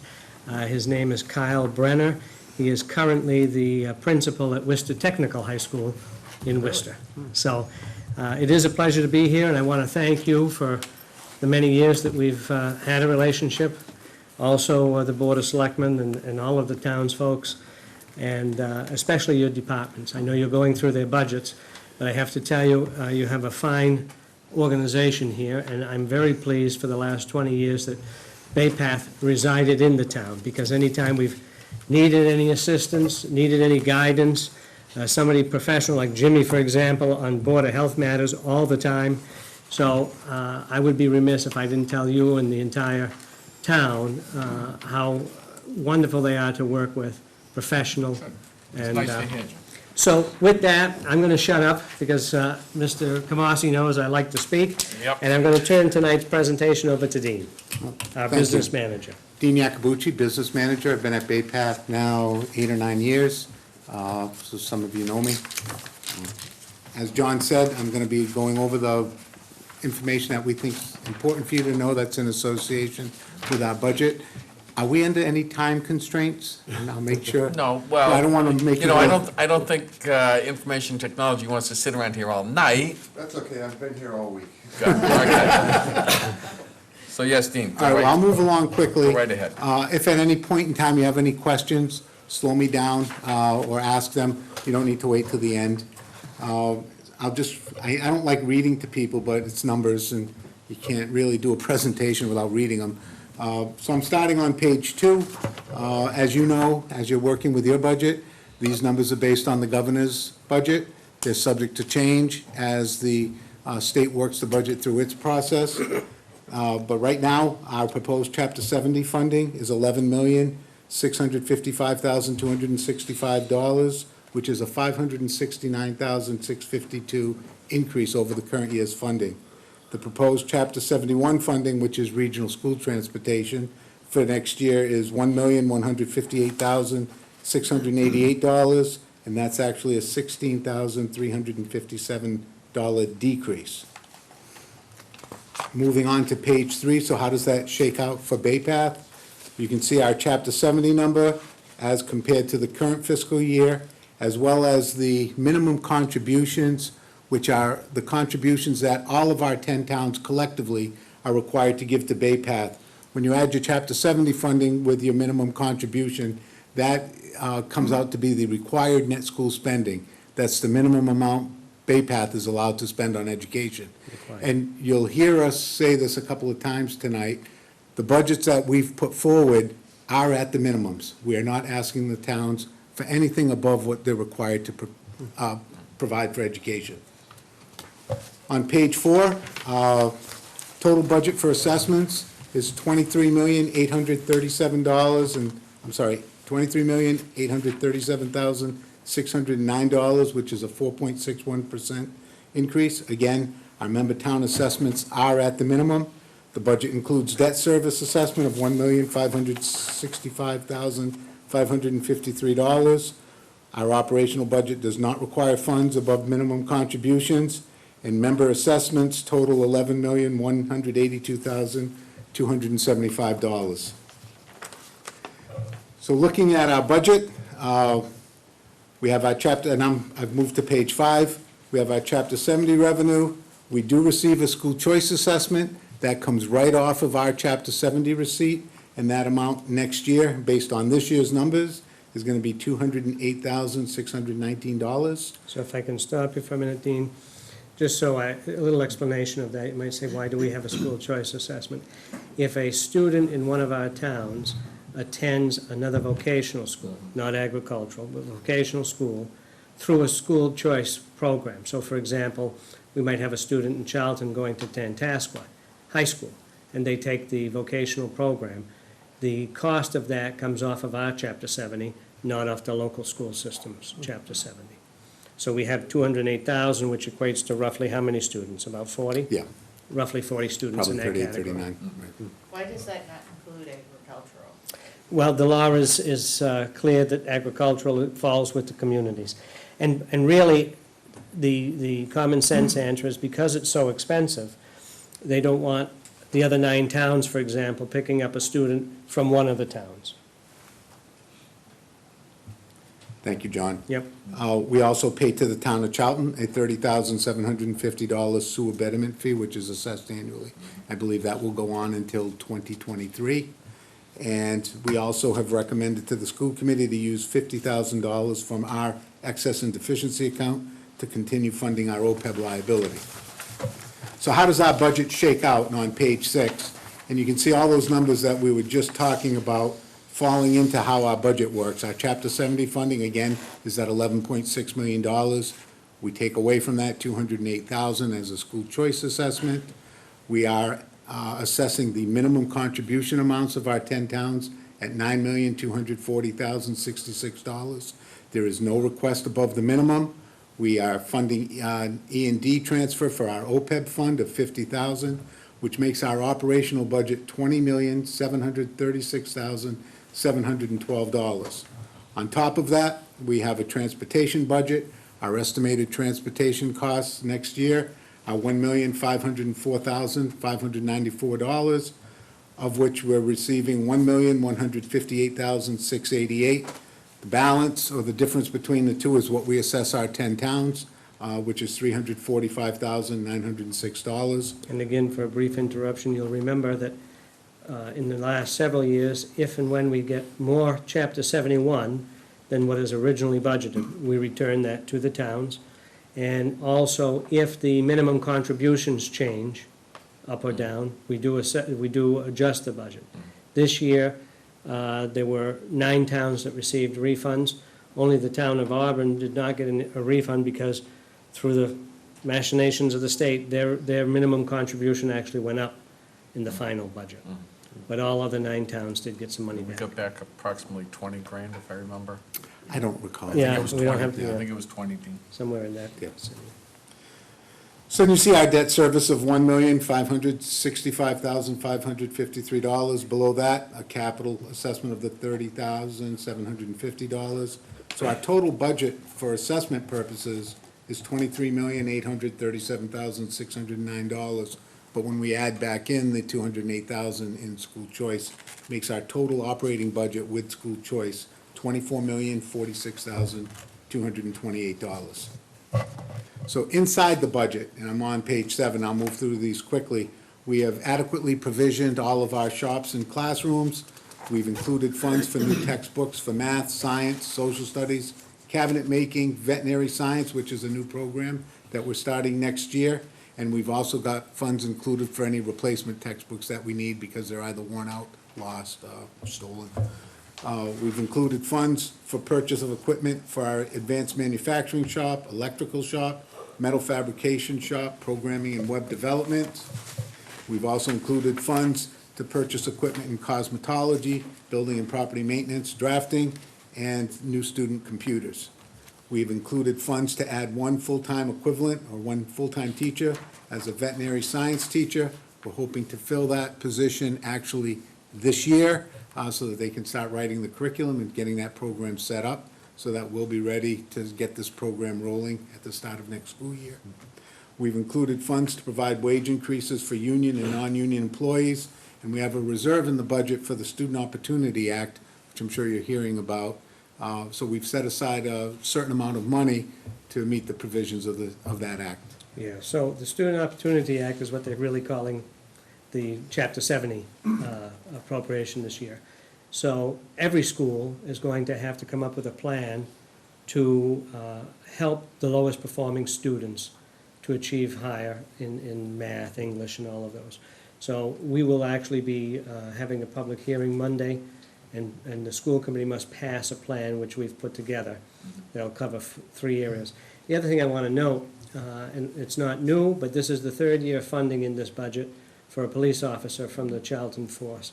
And as I said at the beginning of my remarks, working with the Charlton Police Department these last 3 years has been outstanding. Your chief is fantastic, and the officer that we have has accomplished so much in the first 2 years of this program, both for our school and our students on the daily basis, but also just the work that's taking place at night, on weekends, and impacting what's going on in the town, because there's a lot of information being gathered and so forth, you know, not intentionally, I mean, you know, but he is a liaison for all of the other 9 town police departments. And I personally, you know, we've had incidences where we needed some help, students live in a different town. It can be day or night or weekend. We call them up, and yeah, let me call this guy or that police officer, that policewoman. It's worth every penny, and you're really ensuring the safety of those 1,100 kids up there, so I can't say enough for them. Sorry. No problem at all, and I'm glad you brought that up. On page 9, you can see our freshman seat allocation for the fall. We're anticipating bringing in 325 students. Charlton's share of that would be 11.88%, or 39 seats. On page 10, you see the foundation enrollment, and this all impacts your funding and your required contributions, so we've provided it for all 10 towns. But if we look at Charlton, you can see your foundation enrollment has increased by 9 students, which is 4.35%. And then you have the other 10 towns there for And just take a look from information. fiscal 18 to fiscal 21, you've gone from 170 to 216. So you're growing quite a bit. On page 11, I'm showing you a breakdown of the total foundation enrollment in your district, which includes Dudley Charlton, and I'm comparing it to the current year. You can see at Dudley Charlton Regional School District, in their foundation enrollment for next year is 1,862 students, as compared to 1,923 this year. So they're actually losing 61 students, which will have a big impact. 61 Charlton students. Right. At Bay Path, we have 216 students for next year, compared to 207 this year, and there's the 9 increase. And then next year, it's projected that you'll have an agricultural student going out, so that's that 1 student in the town's foundation enrollment. And remember, those enrollments are as of October 1st. So the fiscal 21 number represents who's in the building on October 1st, 2020. Excuse me, October 1st, 2019. The October we just went through. Thank you, John. Yeah. Now, the next few slides can be a bit confusing, so I'll try to go over them slowly. I don't want to spend a ton of time looking at foundation budgets and how they come up with the numbers, but it's important for you to understand why you're seeing the increases that you are in your minimum contributions and in the required funding that you have to provide to Bay Path. So to start this off, let's start first with how does the state calculate? What page? I'm on page 12. How does the state calculate your required local contribution? It's a pretty simple calculation. They take the amount that you were required to pay this year, and they increase it by your municipal revenue growth factor, which I'm sure you're familiar with. That includes how much is your property tax, your, your local receipts increase over the course of the year. And for Charlton, that number is 5.36%. An increase of 5.36% over the current year's required contribution makes next year's required contribution $13,319,683. Now, based on our foundation enrollment, the number that $13,000 gets doled out, and we're going to cover that in shortly in the next slide. The other big number that the state calculates is your foundation budget, and that's the total minimum amount that the town of Charlton has to fund for education as a whole. And that amount for next year is $24,627,483. And again, that's parceled out to us, to Dudley Charlton, and there'll be a portion to the town for that 1 student who's attending the agricultural school. So you can see, based on the foundation enrollment, which is kind of in the middle of the page at the bottom, how that translates into your foundation budget. So you have a foundation budget for that 1 student of $14,955. The foundation budget for Dudley Charlton Regional School District is $20,777,871. And for Bay Path, it's $3,834,657. Then moving all the way to the right, you'll see what percentage of that foundation budget each gets, and that's important as we get to the next page. So then, why did I bother going over that? Let's look at page 13, because this is, the takeaway from this is, although you're seeing a pretty large increase in your minimum contribution that you have to provide to Bay Path, and make no mistake, there was an increase, but what has happened really is Bay Path is just getting a bigger piece of the pie. You were required to fund at minimums for the district $13,319,683. And you can see that on the bottom of the page. We're getting a bigger piece of that pie because of the population shift. We have more students. Dudley Charlton is seeing a decline in their students. So that 13,319, you had to fund at a minimum. That was your contribution. How does that get doled out? Well, a bigger piece of that pie, 1.16%, is coming to Bay Path. Now, that may not seem like a large amount, but when you take 1.16% of the required contribution, that's in excess of $150,000. You're seeing, I believe, a $220,000 or $30,000 increase. 60% of that is strictly because there was a shift in the population, not because of any increased additional spending requirement on Bay Path's part, but because the shift in the population is having more money coming to Bay Path. Does that make sense? So I tried spreading it out and spelling it out so that it made some sense. If you go on the state's website, DESE's website, you're gonna get a whole bunch of numbers thrown at you. I tried to pick from these the ones that would make sense and explain it, so I hope I did that. On page 14, and I've provided some historical data for you so that you can see what's happening in all of our 10 towns, but certainly you're concerned with the town of Charlton. We use a report called the School Attending Children Report to calculate what percentage share of debt and of capital that we're going to assess our 10-member towns. This report is compiled by each town and then is submitted to the state, and it identifies all school-age students, regardless of where they're going. It's K through 12, it's homeschooled, it's private school, it's public school, it's non-enrolled. It's the full amount of students that reside in each of our 10 towns. We take that as a percentage by our regional school agreement and dole that out and calculate what percentage of capital and of debt that each town pays. But I put this information in here because I want you to see what's happening, not just to your town, but to all of our towns. But looking at at Charlton, just between last year and this year, or next year and last year, you have a decrease of 91 students in all of your school populations. And I took it all the way back to 2013 so that you can see where your town's children, school-age children, the population. And you can see back in 2013, Charlton had 2,429 students compared to January 1st of 2019, where it has decreased to 2,100. So in 6 years, the population's gone, the student age population's gone down 9.7%.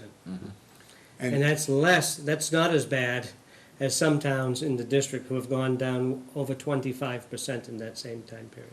Right, so when you hear, on the news and when people are talking about the state and they're saying we're losing students, you can see what's happening in all of our 10 towns.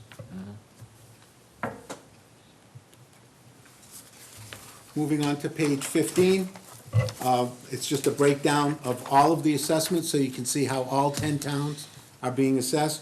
But again, focusing in on Charlton, you see your minimum contribution in the second column of $2,073,960.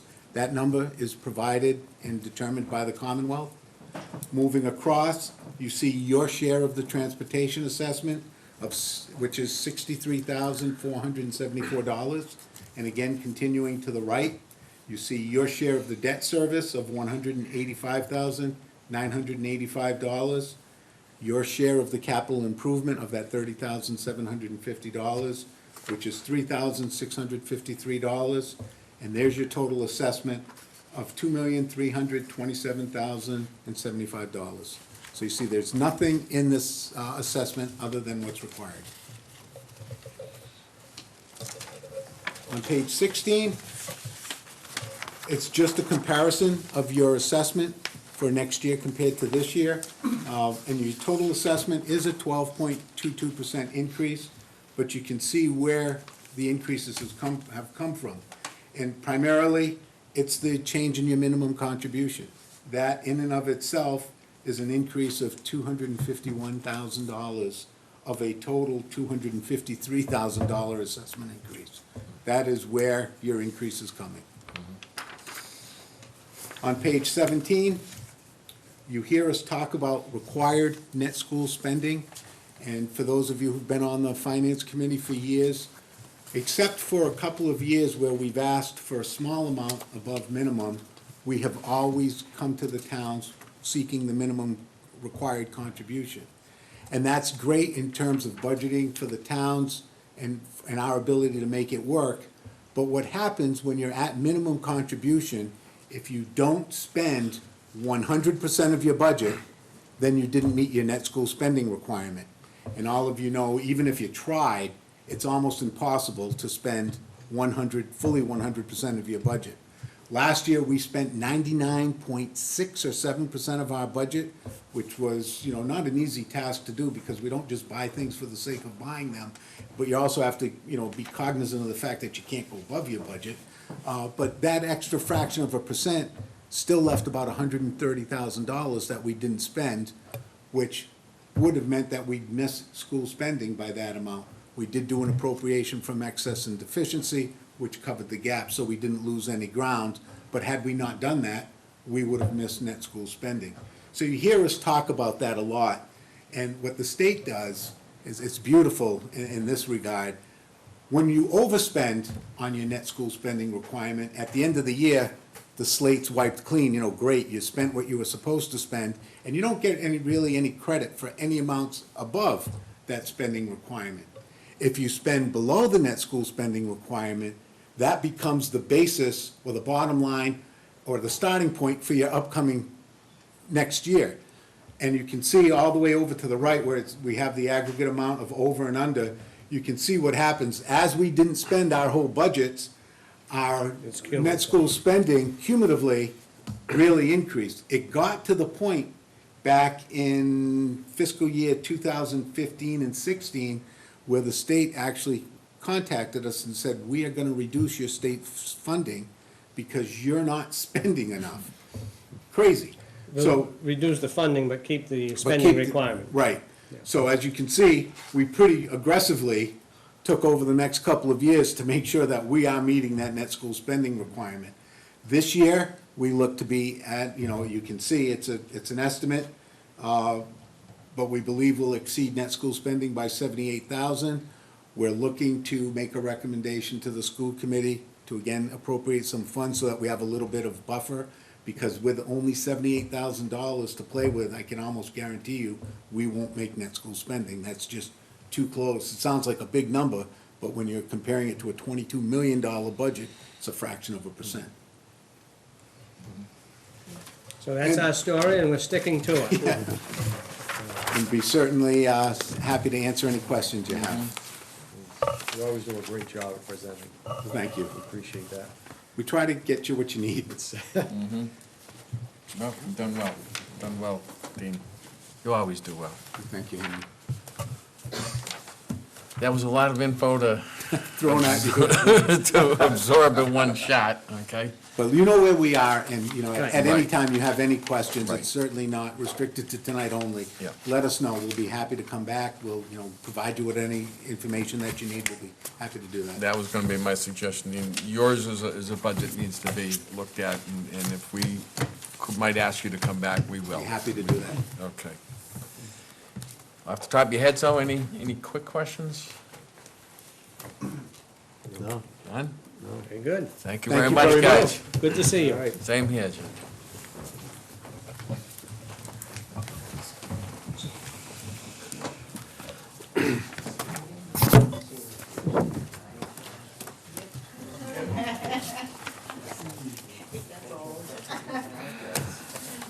All right, John, enjoy your last few months, huh? Thank you. I'm starting. Yeah, I'll bet you are. For some of us, it can't come soon enough. Yeah, I know. Yeah, well, Mr. Yakabuchi, I'm surprised he didn't tell you the story. He used to be 6'5", but he claims by carrying me, he's. Truer words in the Good night. Good night, guys. Thank you. It's all yours. Thank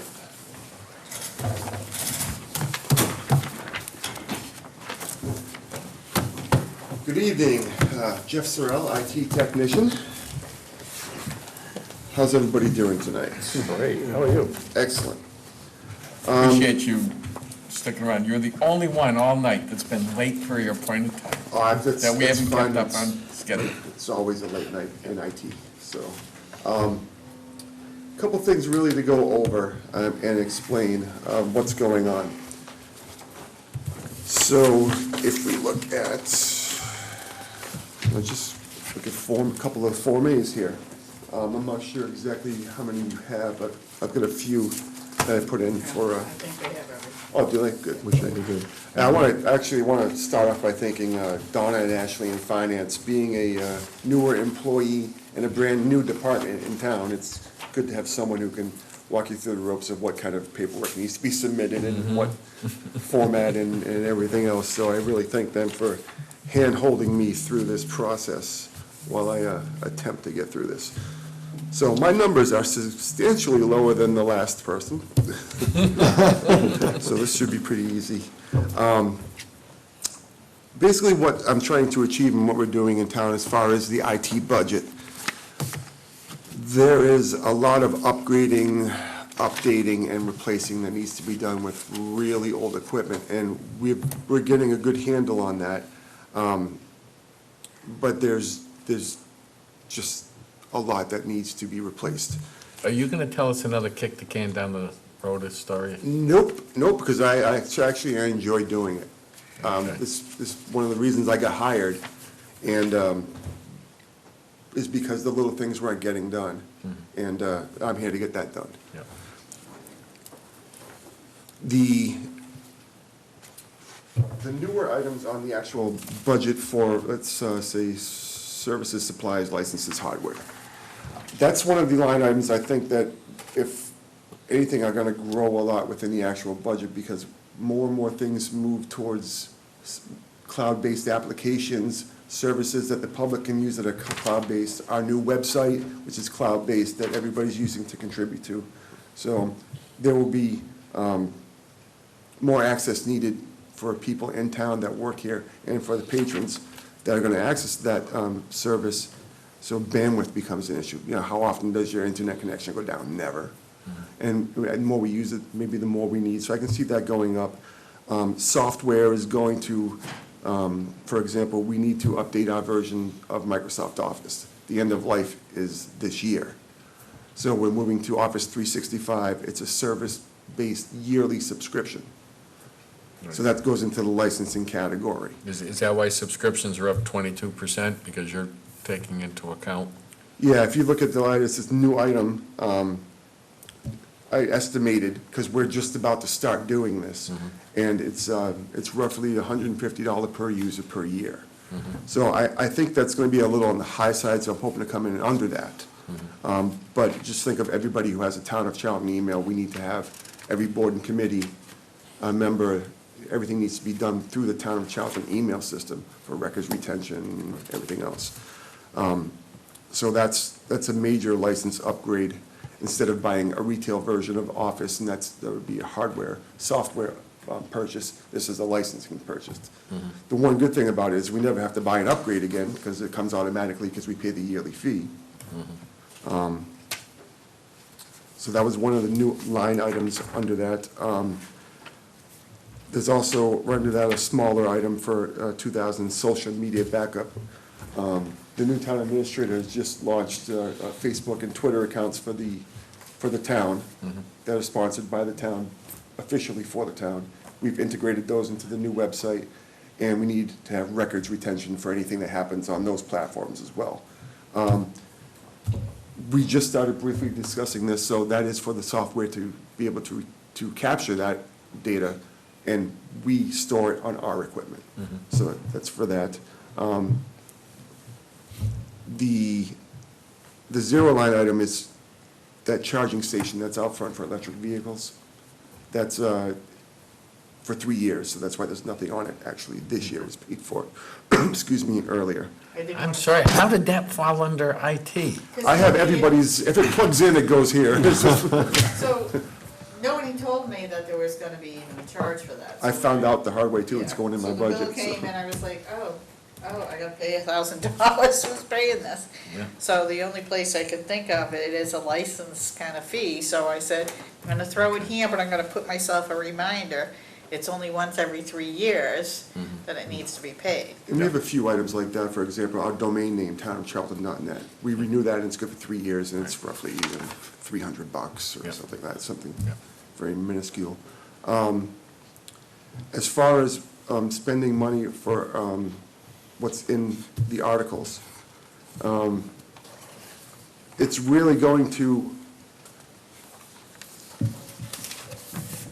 future unknowns and projects that should and will be done. We, with very much the help of Kara, the town administrator's assistant, won a grant from the state for a technology grant. She applied, we happened to be one of the winners, so we have some great grant coming in to fund another part of our network that's gonna facilitate a huge safety net if anything ever happens here again. And it was roughly about $91,000. So with that equipment being put into a different location, a different facility, so that we're not combined, it's isolated, we will need some, I guess, HVAC put into that room because it's gonna generate a lot of heat. Where is it going? Or We- where do you anticipate it could be going? I think we're gonna go to highway. So we'll need, a mini split to take care of heat, cooling in that function. So that is not included in the grant, it's only technology. So we're doing thermal analysis to see how much we're gonna generate, make sure we have appropriate power and HVAC for that room. That's one of the items. I just need some, basically stock supplies and backup hardware. For example, on one of the items, Form A, equipment ID, replacement stock, it says Nux with memory. Those are desktops. As of right now, I have one spare desktop for the whole town. How many desktops does the town utilize? I've upgraded from Windows 7 to Windows 10 myself personally, since I started, about 70. 70? You gotta remember, it's every laptop that everybody takes home, which we just, actually, another item I was gonna talk about. Every laptop that everyone takes home for access to do their work, every screen you see on the wall that has an image, there's a little nook behind it, the actual computer, anything that ties to our network. I don't anticipate keeping a lot of those on hand because technology changes too much. So, I keep, at least have 6 on hand. This way, if I can't fix it, I can replace it. And it's the same way with the phone system. I'm in charge of the phone system as well. I have one spare phone. So if someone spills a coffee, I gotta find some phones somewhere really quick. I'm in the works of purchasing more, but I'm looking to get the price down because we can get some refurbished phones really that are excellent quality for half the price. And it's a just in case. Or if we have a new hire or somebody needs to go somewhere or something breaks. So there's having that kind of replacement stock on hand for emergencies and replacements, which is minuscule, but that cuts into it. One of the things I did notice, which will be a lifesaver if needed, is there is no way to extinguish a fire if it happens in any of our electronic data centers. So if someone pulls a fire extinguisher off the wall, because there's a little trash can fire or something, and sets it off in that room, the whole network is destroyed. So as an interim, I am in the process right now of purchasing gas-based Halotron fire extinguishers. They're more expensive than regular fire extinguishers. They're about $450 a piece. But if they get sprayed in the vicinity of any electronics, it's a non-residue. It doesn't hurt anything. The downside, obviously, with that is you have to be there to hold the pin and use it. Right. And that would work somewhere like for what we have, for example, at police, because someone's there 24/7. If we get a fire here at Town Hall at 2 in the morning, it's gone. Yep. So I put a rough estimate in the capital project request, because it's a big evaluation, and they would have to come out and measure the room exactly to facilitate enough gas being released to take the oxygen out of the room. And it's one of those, nobody cares about backup until you need backup. Then I wish I had a backup. And then that's one of the items I'd like to potentially. So just to keep in mind, we had moved last year to put $75,000 a year in technology. Correct. That he's trying to explain with the $75,000, Yeah. when he has plans for next year where to put it. This year, I think we were trying to focus on updating this room. Was one of the bigger focuses, but we kind of got a little sidetracked because we had the attack. And also had 3 major copier printers go that are thousands each, so we couldn't even get parts for those. The company said we had to replace them. So that kind of cut into the. In the end, how much did the attack cost us? After insurance, and I don't know, I know we had some insurance, but. I have, at the time and as of now, I'm not privy to all those numbers.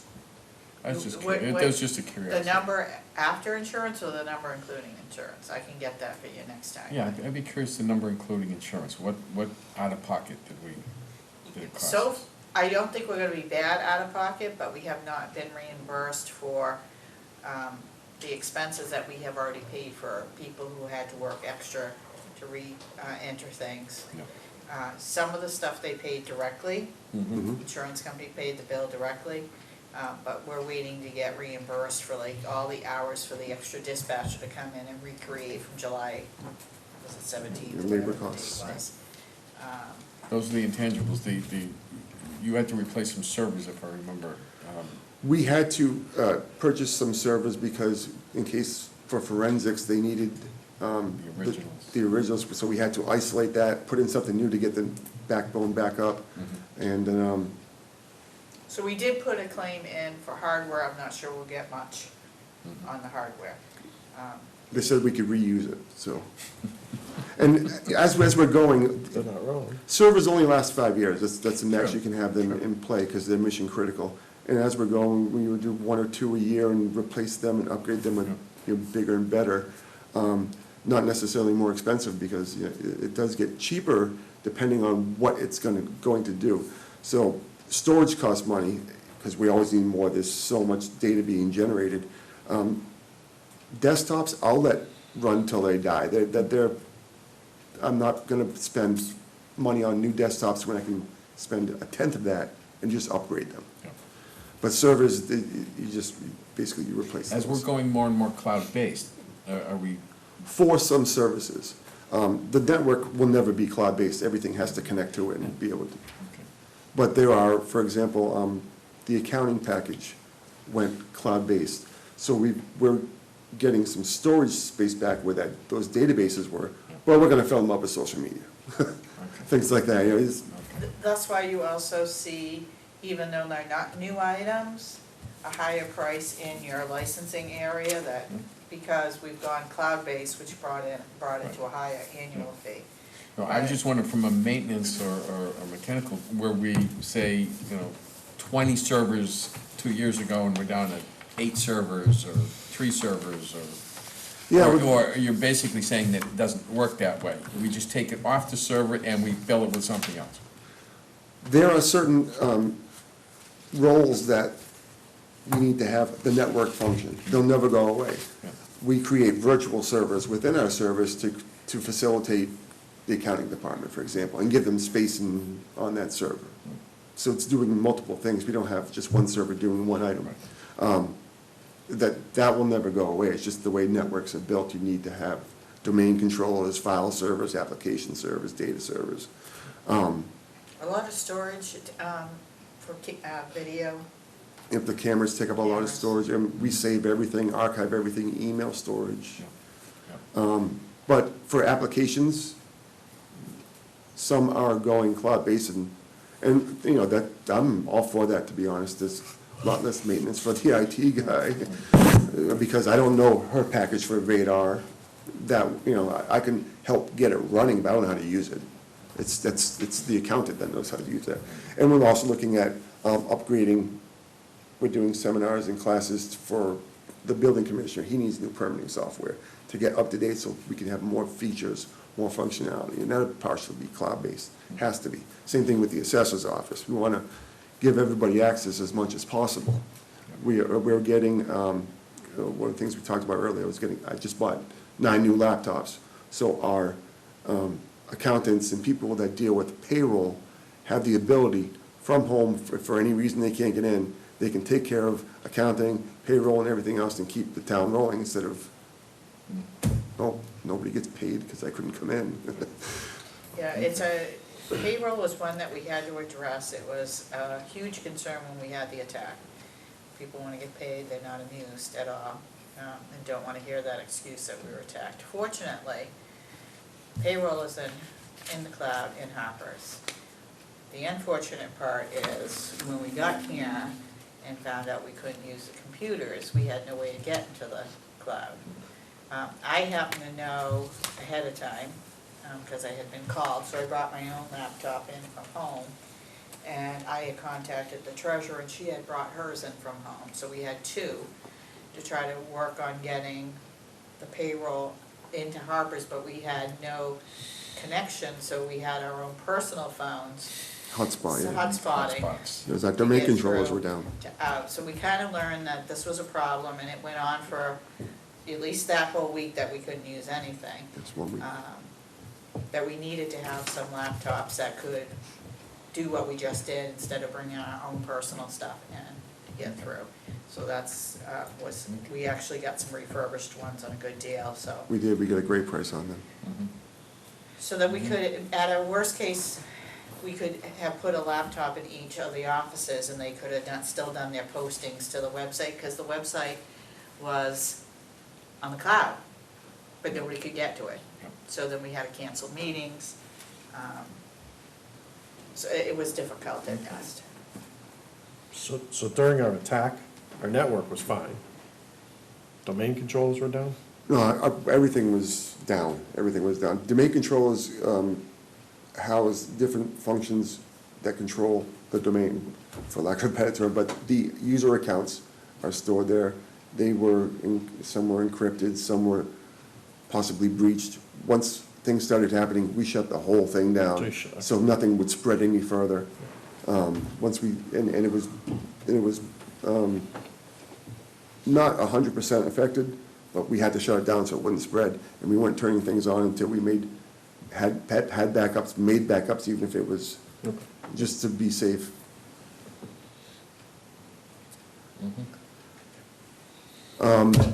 Any other questions I can answer?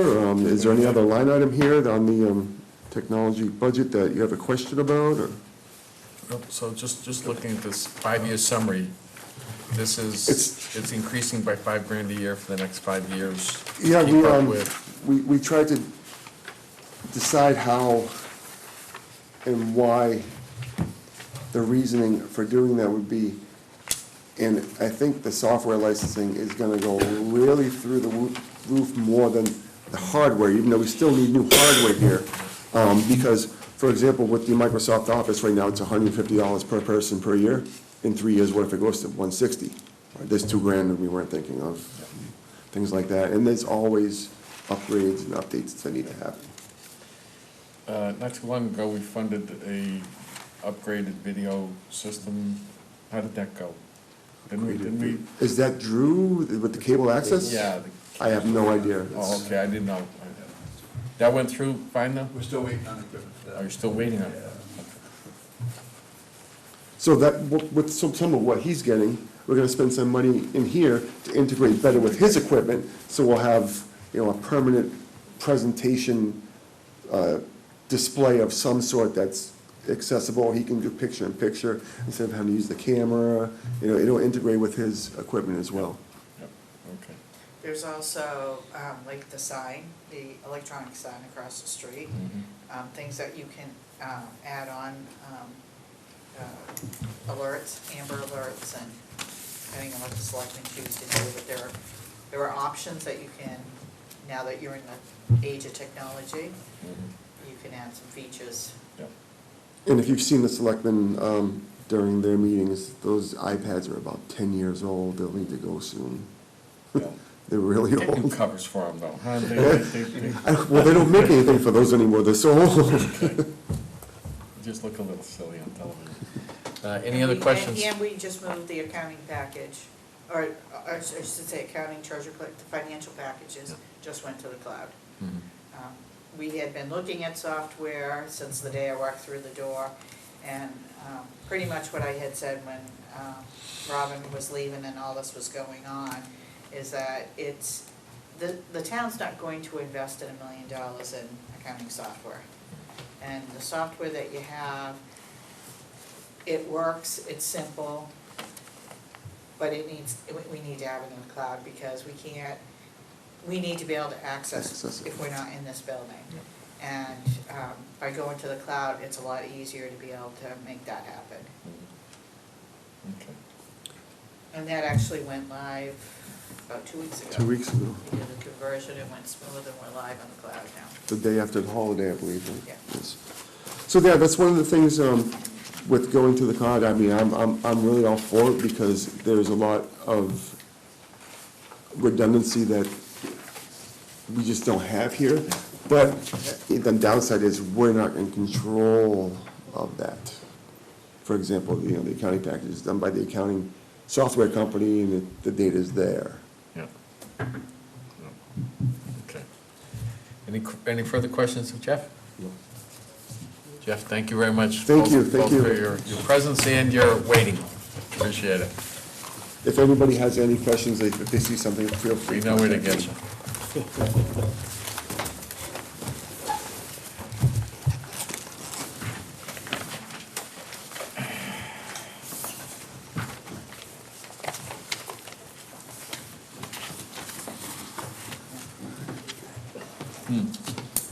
Hey, we're sitting over here with Donna so that we're not looking at you through the microphones and stuff, okay? And that way you'll always, Drew will always be able to focus in on you. Just what you wanted, right? Get used to it. Yeah.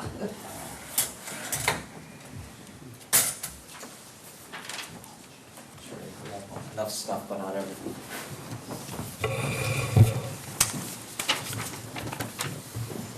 All right, so you've got two items here, Donna, right? First is just the finance department. Yep. So pretty much my big change for the finance department was a request for accounts payable, 15 hours a week. And the reason I was asking for some assistance there is so that I can spend a little bit more time with Ashley to try to get her up to speed to take over when I retire. And that will be hopefully in a year or two. But at a minimum, it takes 3 years of training from the accounting school that specializes to, we go once a year to it, but you can't pass the test unless you do the work during the year. She's gonna sit, even though, because she has a bachelor's degree, she can sit for the exam this March. And it's two-part, it's legal and practical. I would guess that she could probably do the legal, because we've been working on memorizing all the chapters and sections, but the practical you really need to do, and you need to do it like more than once. And some of this stuff only happens once a year, recording the recap, or the basic stuff she has, it's the, town meeting, budget. So I thought maybe if I could free her up a little, I'd have a time to spend and let her work on it so that there's a smoother transition. It's one of the things that I really think the town needs, is to have some transition plans in place. But I know that we're. For a few people in town. Yeah.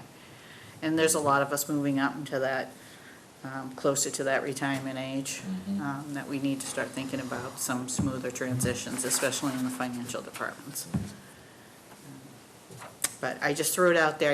I know the condition the town is in for financing, but it's also my duty to let you know that you're gonna be probably hearing from a lot of people that are saying that they need help, because they've been saying it since they walked through the door, and we may have to be creative about how we fund some of these, you know, pleas for help, because the can has been kicked down the road on those. On a lot of occasions, in a lot of different areas. And Yeah. I'm sure you're finding that out, Avery. Anything else, a big change on? No. Next time, I'm not So not this on is here, annual but I will audit have and- the audit report for Yeah, you. annual audit and single audit, so the $3,500 single audit, that's, Single audit, I only need if we have federal funds that exceed whatever the threshold, I think it's $650 at the time. So we were on the fence the last 2 years because of the SAFER grant. We did not have to do it, so that money just returns back. But I like to put it there because it's a big chunk if I have to do a single audit, if something pushes me over.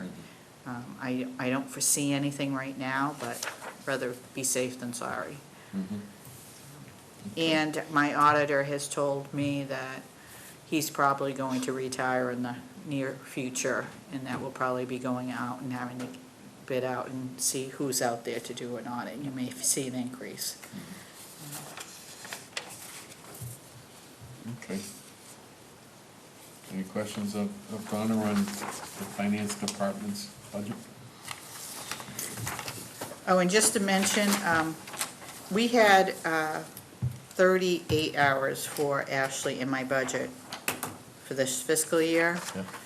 Because she took over helping Jeff with the website and doing FinCom, that bumped her up to 40. But I'm putting the 40 all in mine.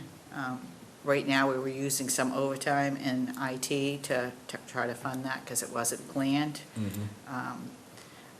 Actually, Ashley and I were not planned to be part of that project of the website, but at the time Robin was leading it and was out, I stepped in and brought Ashley in with me because we were the two logical candidates with the natural IT backgrounds that we have to get us switched over to the new website, and then it just came, people kept coming to our office on it. Including Jeff, if he's already left. All right. So is that, sorry, Mr. Chair, is that gonna continue? Yeah, I think because Jeff is out of the buildings doing police and fire, and it's, people just come to the accounting office, they know where they are. How do I post this again, or how do I get this button to, I want a button for a pay here, or, it's just easier to ask us because we're here all the time. But it's a good backup for Jeff as well. And so we think it's gonna be a consistent couple hours a week or more? I think the 2 hours a week, absolutely. I could, for Ashley, absolutely. I'd like to see that position go exempt. I have a hard time keeping her under the 40. We have a meeting like this, then I have to reduce hours that she works during the week. I did get a senior tax work-off this year. I'm really excited. I think I got 118 hours that I'm sharing with the treasurer's office. So when Ashley's here taking notes, that's 4 hours, let's say she doesn't work during the week. Right. Okay. Because she's hourly, so I have to reduce it from during the week. I can't go over the 40. Can't go That's over the 40. restriction I gave her. Yep. I eat it if she's at 40. I'm not paying time and a half. Don't have it to pay time and a half in my budget. All right, and this capital plan you gave us, was this part of your packet or just something that you So, decided to? I printed this out today as I was getting stuff today, finally. People caught on that they were supposed to give me the stuff. So everything you've heard about is on here. It's in the yellow column. You'll hear from some more people in March that are also on this column. I also gave you some years the last 5 years that we've had funded, or from 15 to 20. Fire department got all excited when I did a capital plan, and they said, oh, I'll give you out to 2030. And then I had some ones at the bigger projects they called, and this was a kind of taken from Robin's I took this off of a file that we had shared last year. And so she had grouped it like non-larger projects and large municipal projects. And then at the very bottom, you can see items that I had that were under her capital plan that no one has claimed this year yet with a form to tell me that they're out there. But I didn't want to delete them even though no one's told me about them. And I think some of them were just thoughts that she had in her head to keep in mind. Because I don't think we really know what to do with the police station until we know what we're doing. And I don't see the cap of the landfill on here anywhere. The landfill's on here. It's, It's further up. Top last page, but it's under a large cap. It's the really big number. Oh, you're right, okay, I didn't get that far. And I have to say, I've known about it, it just was not being put on here. Okay, yeah, all right. Yeah, I missed it because you put it in 22. I did put it in I was thinking 22. that they were looking for 2022. 20. And we were talking about that today. I would be okay with a bond authorization on that. Just not to spend yet until they pull the trigger on us. But I think if you had the bond authorization, they can't say you weren't trying to do something. But I think we need to at least show it on here that we're aware of it. I tried to get this on last year so that you were aware of it, and that was shot down. So they're like, we don't know. And even when we talked, it's 2 million to 10 million. They're not sure what the Well, yeah, it final. was somewhere between 1 million and 10 million, pick a number. Yeah. The number that kept on being thrown out was 2, so I felt that was a comfortable number to at least start with. And then, obviously, if we can make up some of that money from the contaminated fill, bring it in to use the cap, or if we can look at a solar, solar offset or something to bring that number down or offset it more, we'll obviously have an engineer look at all those different options for us, but.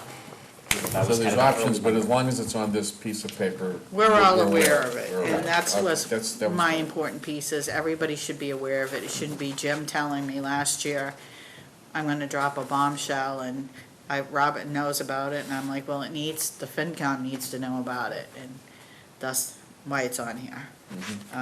And that's why I didn't take off some of those other items, because I think these were things that she maybe was thinking about, and they're on here, which I call them old lists, but not confirmed if they're still needed. Okay.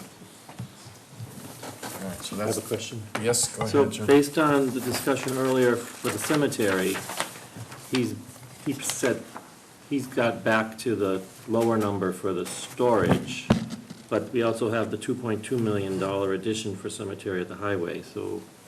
So I think the is that cemetery out? department wanted 250. Municipal buildings, I believe, are talking about the same building. They Mhm. recommended 300,000. Right. So I have 300,000 on that they'll talk about in March.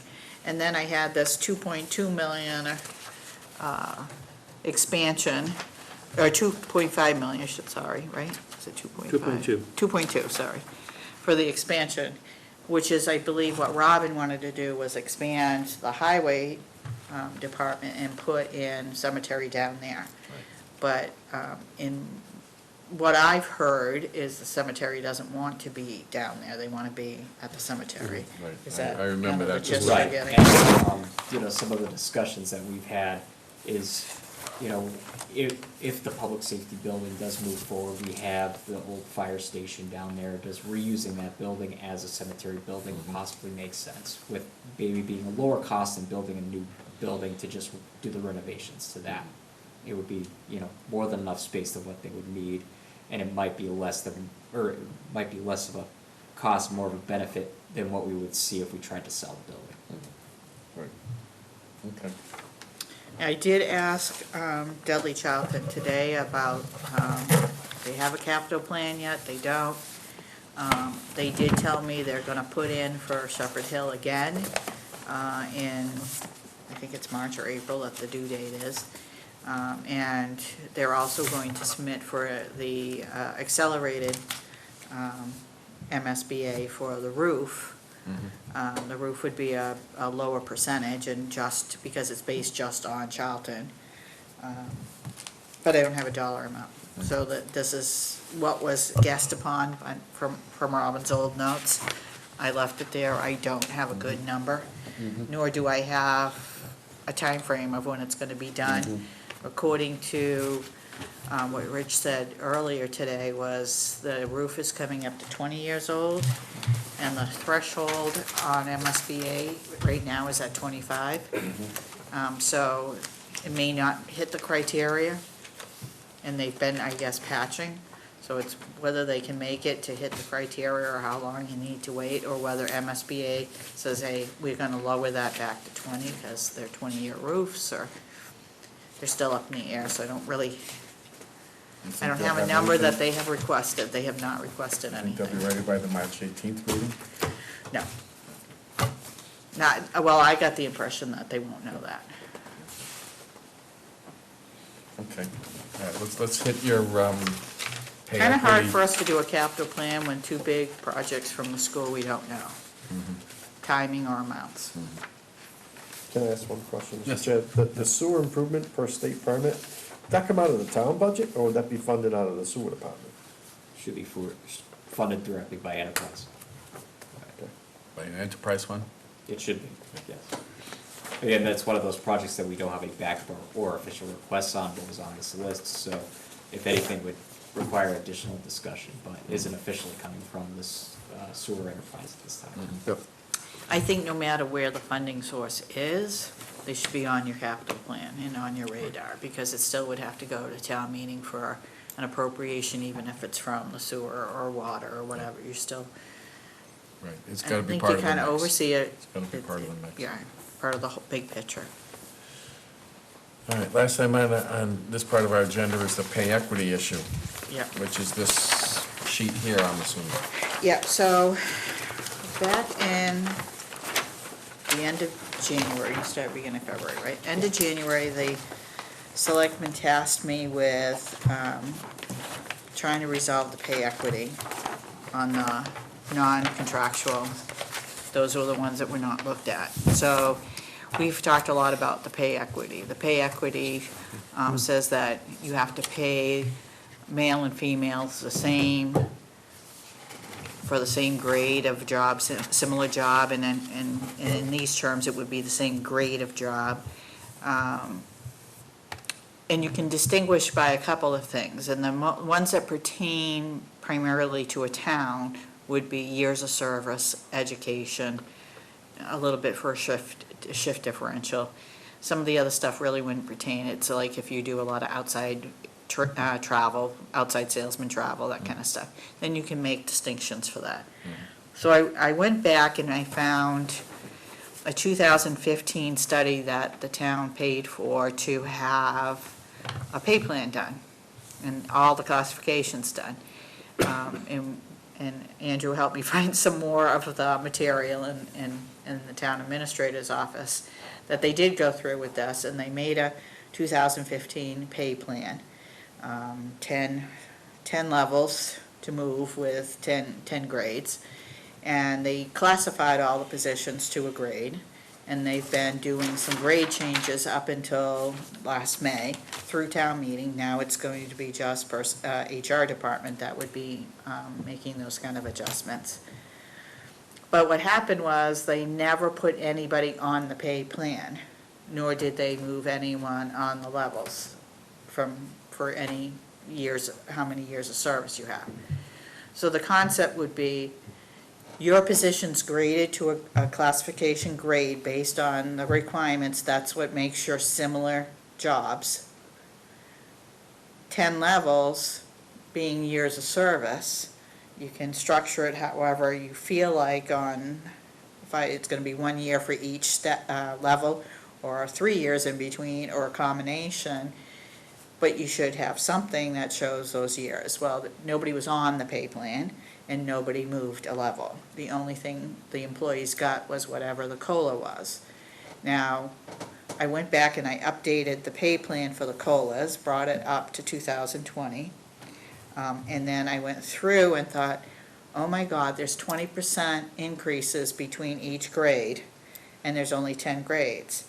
And when I tried to look at that with the benchmark put out by the study from the state, I couldn't fit in those dollar amounts. And I picked even like Auburn, the closest town to us, and I'm like, I can't, we're not even all the same. But if I went to, say, 15 different grades and moved it to 10% jumps between grades, they all looked a lot better. They made more sense to me.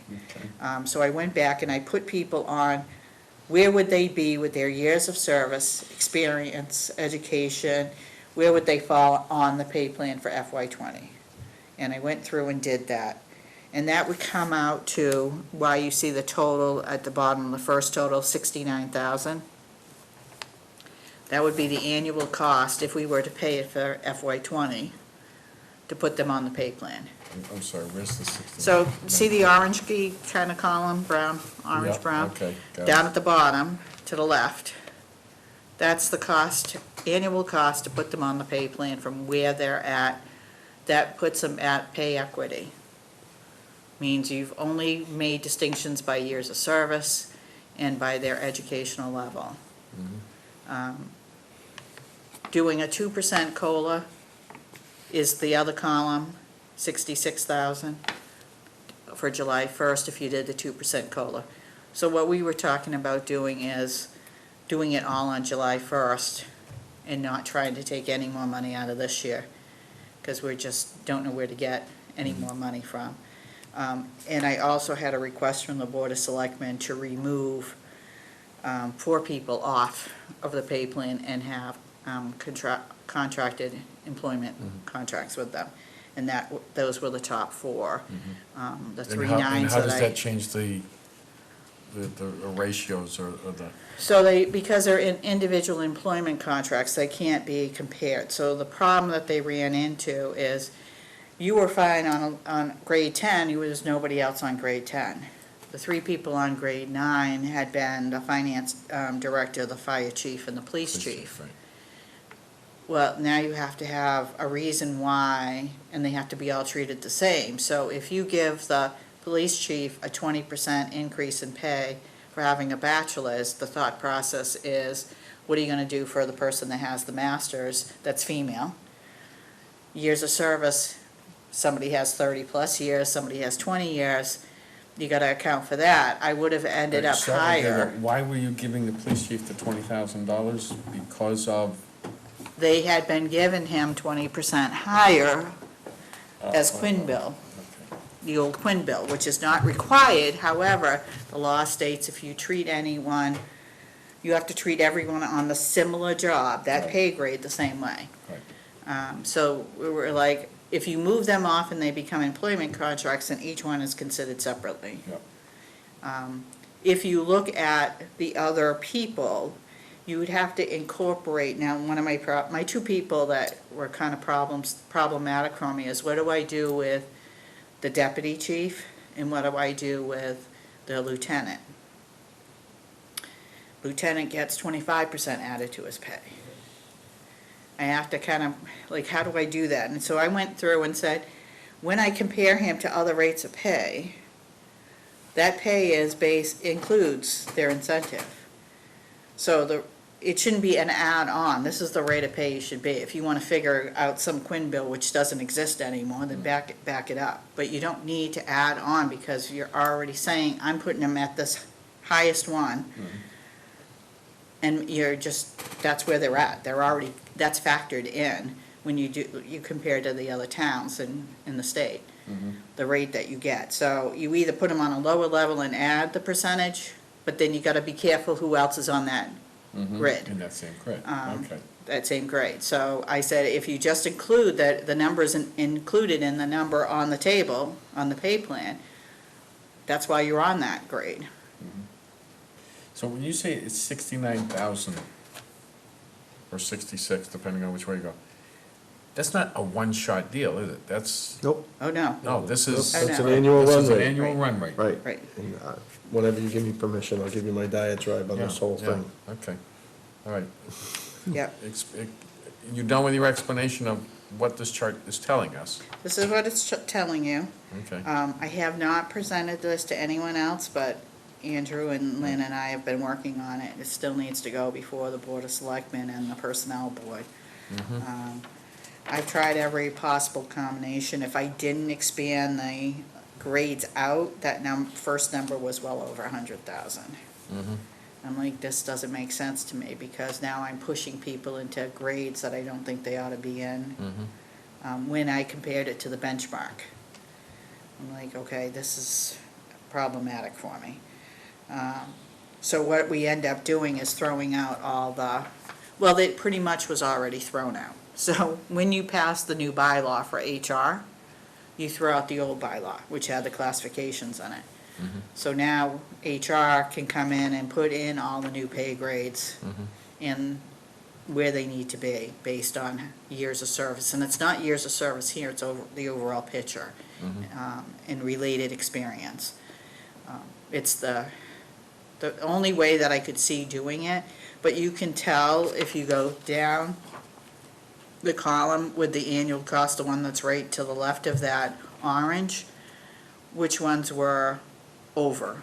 And some of them negative because we had some people leave, and so now we have unfilled positions. But as you get down to, probably my worst one was my treasure collector.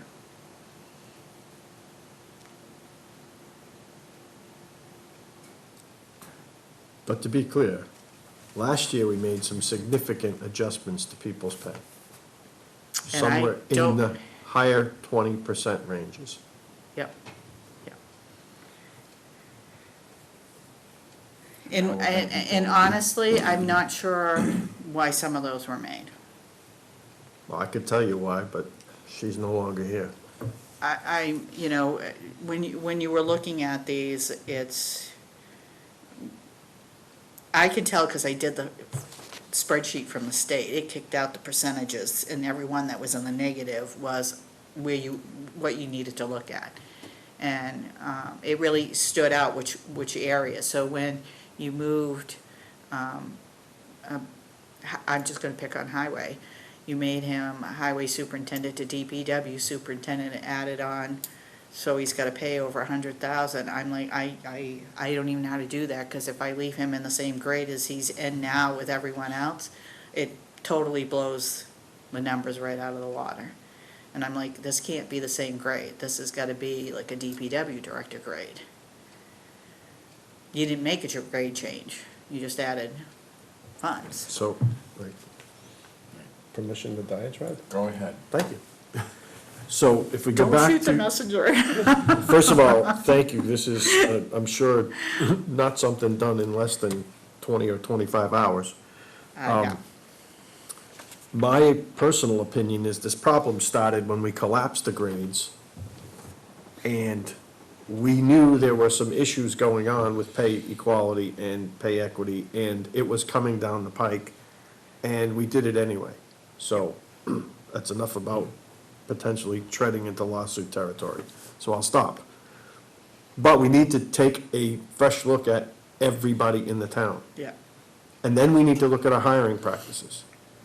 Because I see some significant negative numbers here where I'm going to be quite shocked if we go and we take that money back. So, in this case, you know, you have to think about, well, what pay grade do we have a person in, or do we have a position in? Let's take the people out of it. Right. Then, what's the peer people in those pay grades? And does it make sense to have, you use this, the highway superintendent / now DPW person? Oh, there's a hint. Moving up. And putting that person in another in the same pay grade as two other people is only gonna float their balloons if we keep this up. Right. If I remember correctly, and my memory's not that great, but it was probably somewhere around 50,000, 40 to 50,000 last year that we added. Maybe a little bit less than that in all the pay For like adjustments? 4 people, I think. Oh, no, I Yeah. think we bumped more than that. And if, I'll go back Yeah, and look, but yeah. whatever the number is. It And wasn't now we're that looking- many people that they actually changed, and they were changing pay grades. They changed a lot of Yeah, things, they were but in the changing the end, I grade, remember we yeah. gave out some 22% increases to Yeah, folks, or better. And I thought at the time it was foolish, and probably said the same thing I'm saying now, which is, you know, somewhere the insanity's gotta stop, because the law may have been well-intended, but it's gonna bankrupt the town if this keeps going.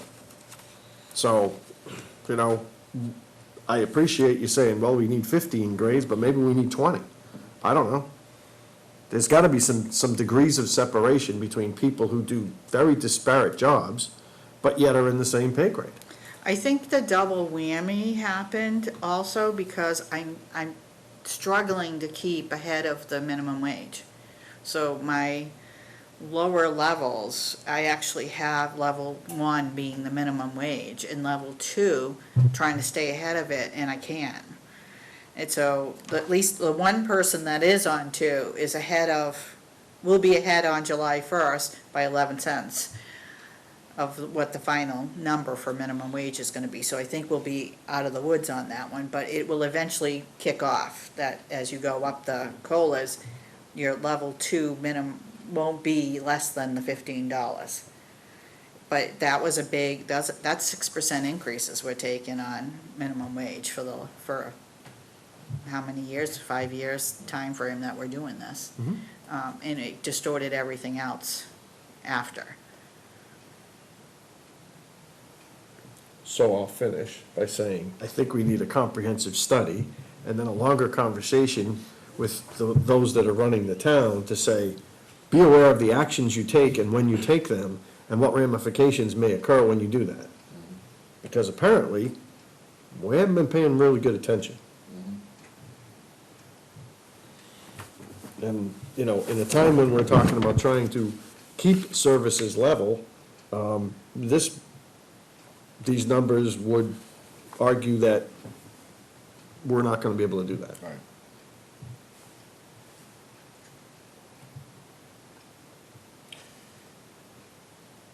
We're actually talking about coming up with a dollar value that's in next year's budget, right? We don't have to do anything in this fiscal year right now. These are just, you're This was trying to make sure projected to we're take in place for sync. July 1st. Okay. So we've got some study time here. And this problem, understand this problem should have been addressed in 2015 when you paid to have the study done. You should have put the people on the pay plan. Yeah, this is just another can. Yep. Because what, the disparity happened is, she picked somewhere in that range, and then everyone new that came on got either very close to people who have more years experienced, or they got advanced. So now you can't lower, you've got to bring up, and it's like, this should have been addressed. 2015, you would not have been dealing with such big numbers by now. Nor, some of these people may have left because the numbers were deflated inequitably. With the number of people, you got you, fire chief, police chief, a few other department heads, Jerry possibly, okay? And we know we're not gonna hire for less than those current salaries, okay? You should be You hiring believe we less. should? Okay. If you, I'm just you wondering, go how according does that- to the pay plan, now I put in steps, I think the first one is a 1 year, but everything else is 3 year, which is unheard of around here. But we haven't had those levels, increments. So 3 year, 3 year, 3 year, so it's gonna take a long time to move from one to the end. But because someone like me, if I was on it, I'd be near the top end. I have 37 years and a master's. Somebody coming in new is not gonna have that, so they're gonna have to be down at the lower end of the levels. That's how you keep the pay equity. You can only distinguish by years of service or education on that level. So it kind of makes you monitor that. So if we're paying different rates based on years of service is one of the criteria, right? why do we have longevity bonuses that we talked about at the beginning? Because longevity is of the only night? for what is here. Huh? Longevity is only for what is here, what, worked in Charlton. It's an incentive to stay working in Charlton. It's double dipping. Hence my request, Yeah. Mr. Chair, excuse me, that we relook at everything. Because I would argue with our finance director and say, if you find a very qualified person who's willing to come to Charlton and work for X dollars, but that person has a whole lot of experience, and you inject that into the formula, it will destroy an entire level immediately. So you either have to then artificially inflate that salary, or not hire that person. Makes little sense to me. It's a disincentive. You find a highly qualified person with a lot of years of experience, who's willing to work for a particular dollar figure, but can't hire you, not for that figure. 'Cause if I That's hire why, you- Eddie, that's why in instituting this type of plan, we could at least project out with a solid, range and know what that range is, and it's always dependent on years of experience and qualifications. That we know that when we go out for hiring a position, it's not gonna be outside of that, and that they're not gonna come in and expect any more. That's at least the benefit of having this type of plan together. To me, quite honestly, it sounds as if this is an entirely union contract, and all we're gonna do is slot people based on years of service and education. That's it. Performance, yeah. Well, worry they about would it. not be able to move on on the levels without a performance evaluation. That's the other piece that we don't have here that needs to be added in. So you don't move You unless say you move have on the levels, they're hired at performance. an N7 and have a possibility to move to an N8? That's not how I thought it worked. No, inside of Level- N7 is. Inside the N7, years. stay in Okay, N7, but right. say you go from level 7 to level 8 after 3 years on level 7. You're on grade N7, go from level 7 to level 8, and I prefer to say steps, so if you hear me say steps, Okay. I'm used to it more with the step. Mhm. But you don't do that unless you've had a performance evaluation is typically the norm. I'm gonna Okay. say it's typically the norm because I've been here for 3 years and not had an evaluation, which I find strange. But then you would only be able to move, even on your years of service, you can only move if, based on, you have to attach some merit to it, that you've had a satisfactory performance. If you have a bad employee, Right, and that's. each level has a top and bottom to it. Yes. As Andrew just said, you know, Yeah. you'd hire somewhere in here, okay? Yeah. So this is what I'm having a hard time wrapping my head around. So I hire you at a level 7, right, which is between $50,000 and $60,000 for a number, right? You've got some experience, you've got great references, so I hire you at 59, okay? And 2 years later, I want to get you to 61, either by colors or by whatever, okay? That just puts you out of N7. You become an N8, okay? No, I have to always stay N7. N7. But your salary can go above, but From level, N7 has level 1 to level 10, and it takes you through. Yeah, I don't have it with me. So you can't go out of the pay band. you can't go out of the You pay can't band. go out of But the the pay problem band. I have is you can go out of you can screw up the pay band, pardon my language, if your years of experience keep growing, but you don't. Then when someone comes back and does the calculations, you're gonna be like, oh, look, this person's got 12 years' experience, but they're still sitting on step 3. And then there's somebody on step 5 who's got 6 years of So experience. the alternative that you can have is, you don't give anyone any levels. They're all have to be the same, regardless of experience or education. So if you're a grade N7, everybody on N7 has to be paid the same. So that's your alternative from what they're saying. The only thing that you can make a distinction for, either everybody's paid the same on that grade, or you can make a distinction based on years of service, which would be your levels. Once again, government thinking, trying to make the things better, and they've made it completely worse. But it just, and that's for our legislatures, because this is obviously a law. I get that we're not trying to implement this because we enjoy creating massive spreadsheets. But it's a law that's just gonna tie everybody in knots. It's gonna make everybody equal. I mean, that's your option, and you're gonna be very limited in hiring folks. Well, Joe, on top of that, how does a board go to town meeting and change a pay grade like that? How is that not some Yeah, liability or? yeah, well, that's my point, so. So you understand when you put the HR department in play, you now no longer have a bylaw that dictates classification. So when you saw somebody come in with their, I'm an N9 or whatever, that was voted at town meeting, that's gone. HR can make the distinction based on what is, they assign points to the criteria of the job description. Well, I would think it would have to be in HR, not something that's done at town meeting like that. And then town meeting How votes do- on it based on what's in the budget. How does town meeting vote on one department head? And put that ahead of another department head? They do that the old way, when they were doing So it can't be classification done. changes. It shouldn't be done. It should not have Shouldn't. been done. And that's why you have problems now, is town meeting went and classified people without looking at job descriptions, jobs, duties, that they put them on grades that now everyone on that grade needs to be treated the same way, whether you're male or female.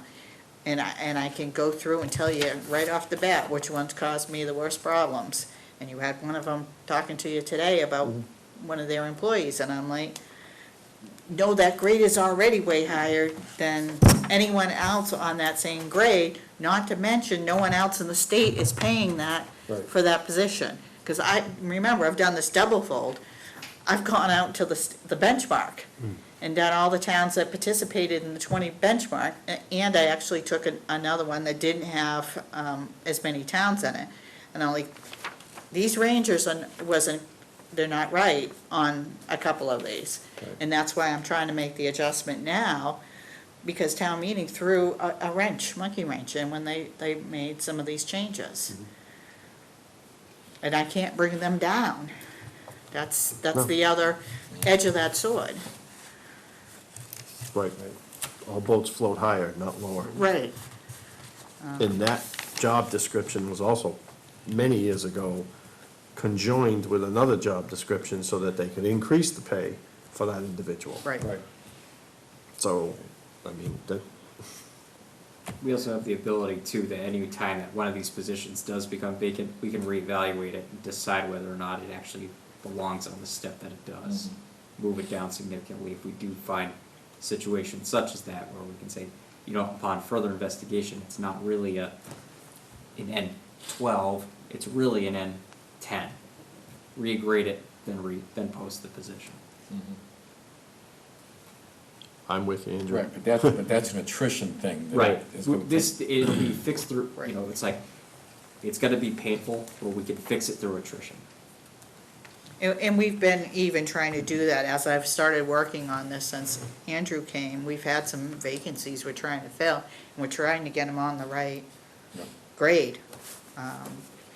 And get them on the pay plan, even if it doesn't officially exist yet, because without a pay plan, we're in a lot of violation of what the gist of this law is. But What's the downside to not, if we did nothing? If you did nothing, And just that, waited for attrition too? so that 70,000 becomes possibly triple damages.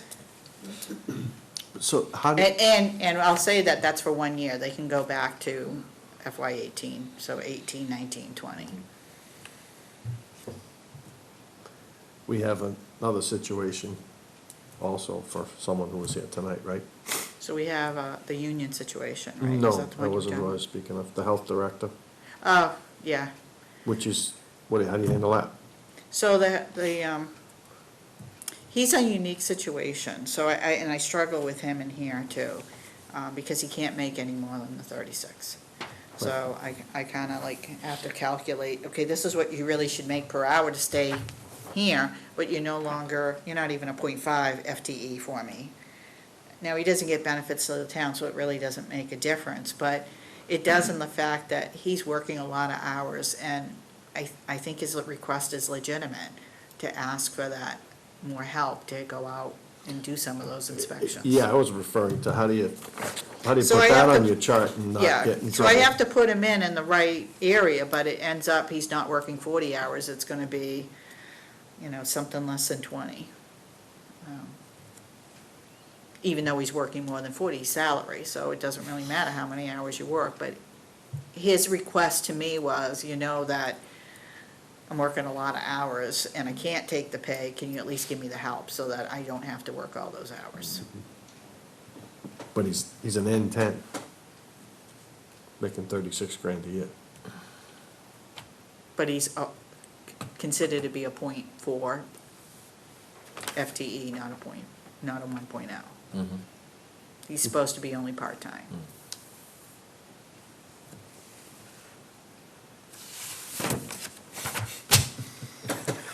Okay, if you'll give me that, I'll make copies and I'll get it out tomorrow.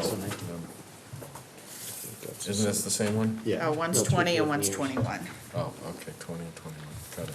That's just to show how it would shift from one fiscal year to the next. Yes, okay. So I worked with what you had the study done, I thought the study was actually pretty well done. We tried to get the backup information, but we had missed it by a year, that you had deleted it. But it could be recreated, it was just, I think what you said about making too little grades was a problematic. You need to have more. I came from a town that had 20. We used to have more. Yeah. And it makes it a little bit easier to make those Compressed them little, down. yeah. To make the finer distinctions. Okay. What are we supposed to do with this? Just understand it and talk about it again? Yeah, because we still have to go before the Board of Selectmen and. And implement it into the actual budget. We're still, but we wanted to try to be as transparent with all of you, because I know for the last year how many times pay equity was said, and I wanted to choke. But I've spent nothing but my time on this since the end of January, trying to make this work and be logical to the best that I could but. So if we've got to increase the budget by 66 or 69, whichever number, that's actually spread out over all these departments, which means Yes. all these budgets that we've gotten have all got to be adjusted to match this. So I think the only one that you might have had that was adjusted, I may have adjusted Jeff because he was appointed to an IT director last night. And since I was adding some IT stuff, I may have adjusted his. But I hadn't really done anything else. I've adjusted his to his rate of pay that, because we're using the 20 pay plan as if it's happening, just so that we get no deeper into this hole. Okay. And we still have, well, you have a contract, we have kind of I don't know how the chief says, if his is up for renewal, or, he just got reviewed in November, the police chief, or October. You are for. So there's the 4 people we took off that have to be evaluated, goals, and employment contracts. Okay. Unless they change their mind again, but that was That's who changes their mind. the selectmen, that was the message I got in January, was take those 4 off and fix the rest. Okay. 37,000, little, and some change last year. With Yeah. bumps. Yeah. Is what our wages increased by Yeah. across the board? No. No, above and just for beyond the pay 2.5. equity. Oh, just for pay equity? Yeah. And you didn't adjust, I don't think there was that many people. There's like Elaine and Todd and Kurt, 10. Deb. 10. Average of $3,700 per, on 10 people. Well, somewhere. I know, some are high and some Yeah. low, but I'm saying average of 37. All right. I don't want to keep you here too much longer. It's been a long night. The last item I got on the agenda is our annual town report submission. John came up with what I thought was a great report for us. I sent it to all of you. I know you had a chance to look it over. Looked really good. All right. Looked great. All right, I'll entertain a motion. We submit this as the Finance Committee's annual report. So move. I have a motion. Do I have a second? Second. Second. Any discussion? There being none, all those in favor say yes. Yes. Opposed say no. John, thank you very much for both volunteering to do it and getting it done like that, okay? I will send you a PDF or a, what do you want, a Word doc instead of a PDF? Word is easier. Word is easier? I think Okay. Word's easier. All right, I'll get that to you in the next day or two. All right, so our next meeting is March 18th. We'll be meeting at the Charlton Middle School with the Dudley Board of Dudley Board of Selectmen. It's now Select Board, isn't it? Did they vote that? I read that, something like Everybody's on there. Deputy Two now change it over to Select Board. I think it was voted at the MMA conference, actually. We meet with the Dudley Select Board, the Dudley Finance Committee, and the Dudley Charlton School Committee, and then we'll meet the next night on March 19th to pick up our second round of budget hearings, which you all have the schedule on. Anything else? Do you want to know where the capital campaign is at? Sure. Sure, why not? We're here, it's only 9:30, we got time. Just quickly, they've come up with the content for the solicitation. That's it's been sent to someone with a marketing background to make it look pretty. That information plus a FAQ on the campaign itself and the project will go on the town website on the capital campaign page. If you go to the home page now, you'll see there's a red and blue button for folks to make a donation online. That brings you to the page, and then it brings you to the normal Unibank payment process. Any donations by check or in person will go through the selectman's office through the TA. Good. I think that's it. Do you want to give an update on the public safety meeting? Your take on it, as to what occurred? Unfortunately, I came in at the very last minute of it, but, it seemed that overall they had been working on reducing the overall cost of the project, bringing the building closer, trying to reduce some of the fill. Again, I know that they combined the fitness areas to try to reduce some of the size, so they made some progress toward reducing the overall cost. The downside, on the opposite end though, the year delay potentially could eat up that savings that they tried to realize. So, again, they are working pretty diligently toward their end goal and, working every way they can to try to reduce the cost. Okay. Anybody got anything else they want to bring up tonight while we're here? I'm gonna email you, and you can send out to everyone. We got the audit report, so I'll send that out to you. Okay. Did I send you the actuarial report? I'll send you that too. We got that one too. All right. And again, you all see, as soon as I get this stuff, I try and put it right in the Dropbox so that you've got all access. And I will then I'll try and send you a note saying, hey, I just put this in case you missed it. I should probably send you an invitation to our Dropbox folder. Okay. All right, that's where we put the agendas and any reports that we get so that you'll have access to it. I do try and include you in all of the, Thank you. okay, this stuff. I'll entertain a motion to adjourn. So moved. Second. Second, all those in favor say yes. Yes. Opposed say no. Thank you very much. I think we just set a new record for the longest finance committee meeting under my tenure anyway.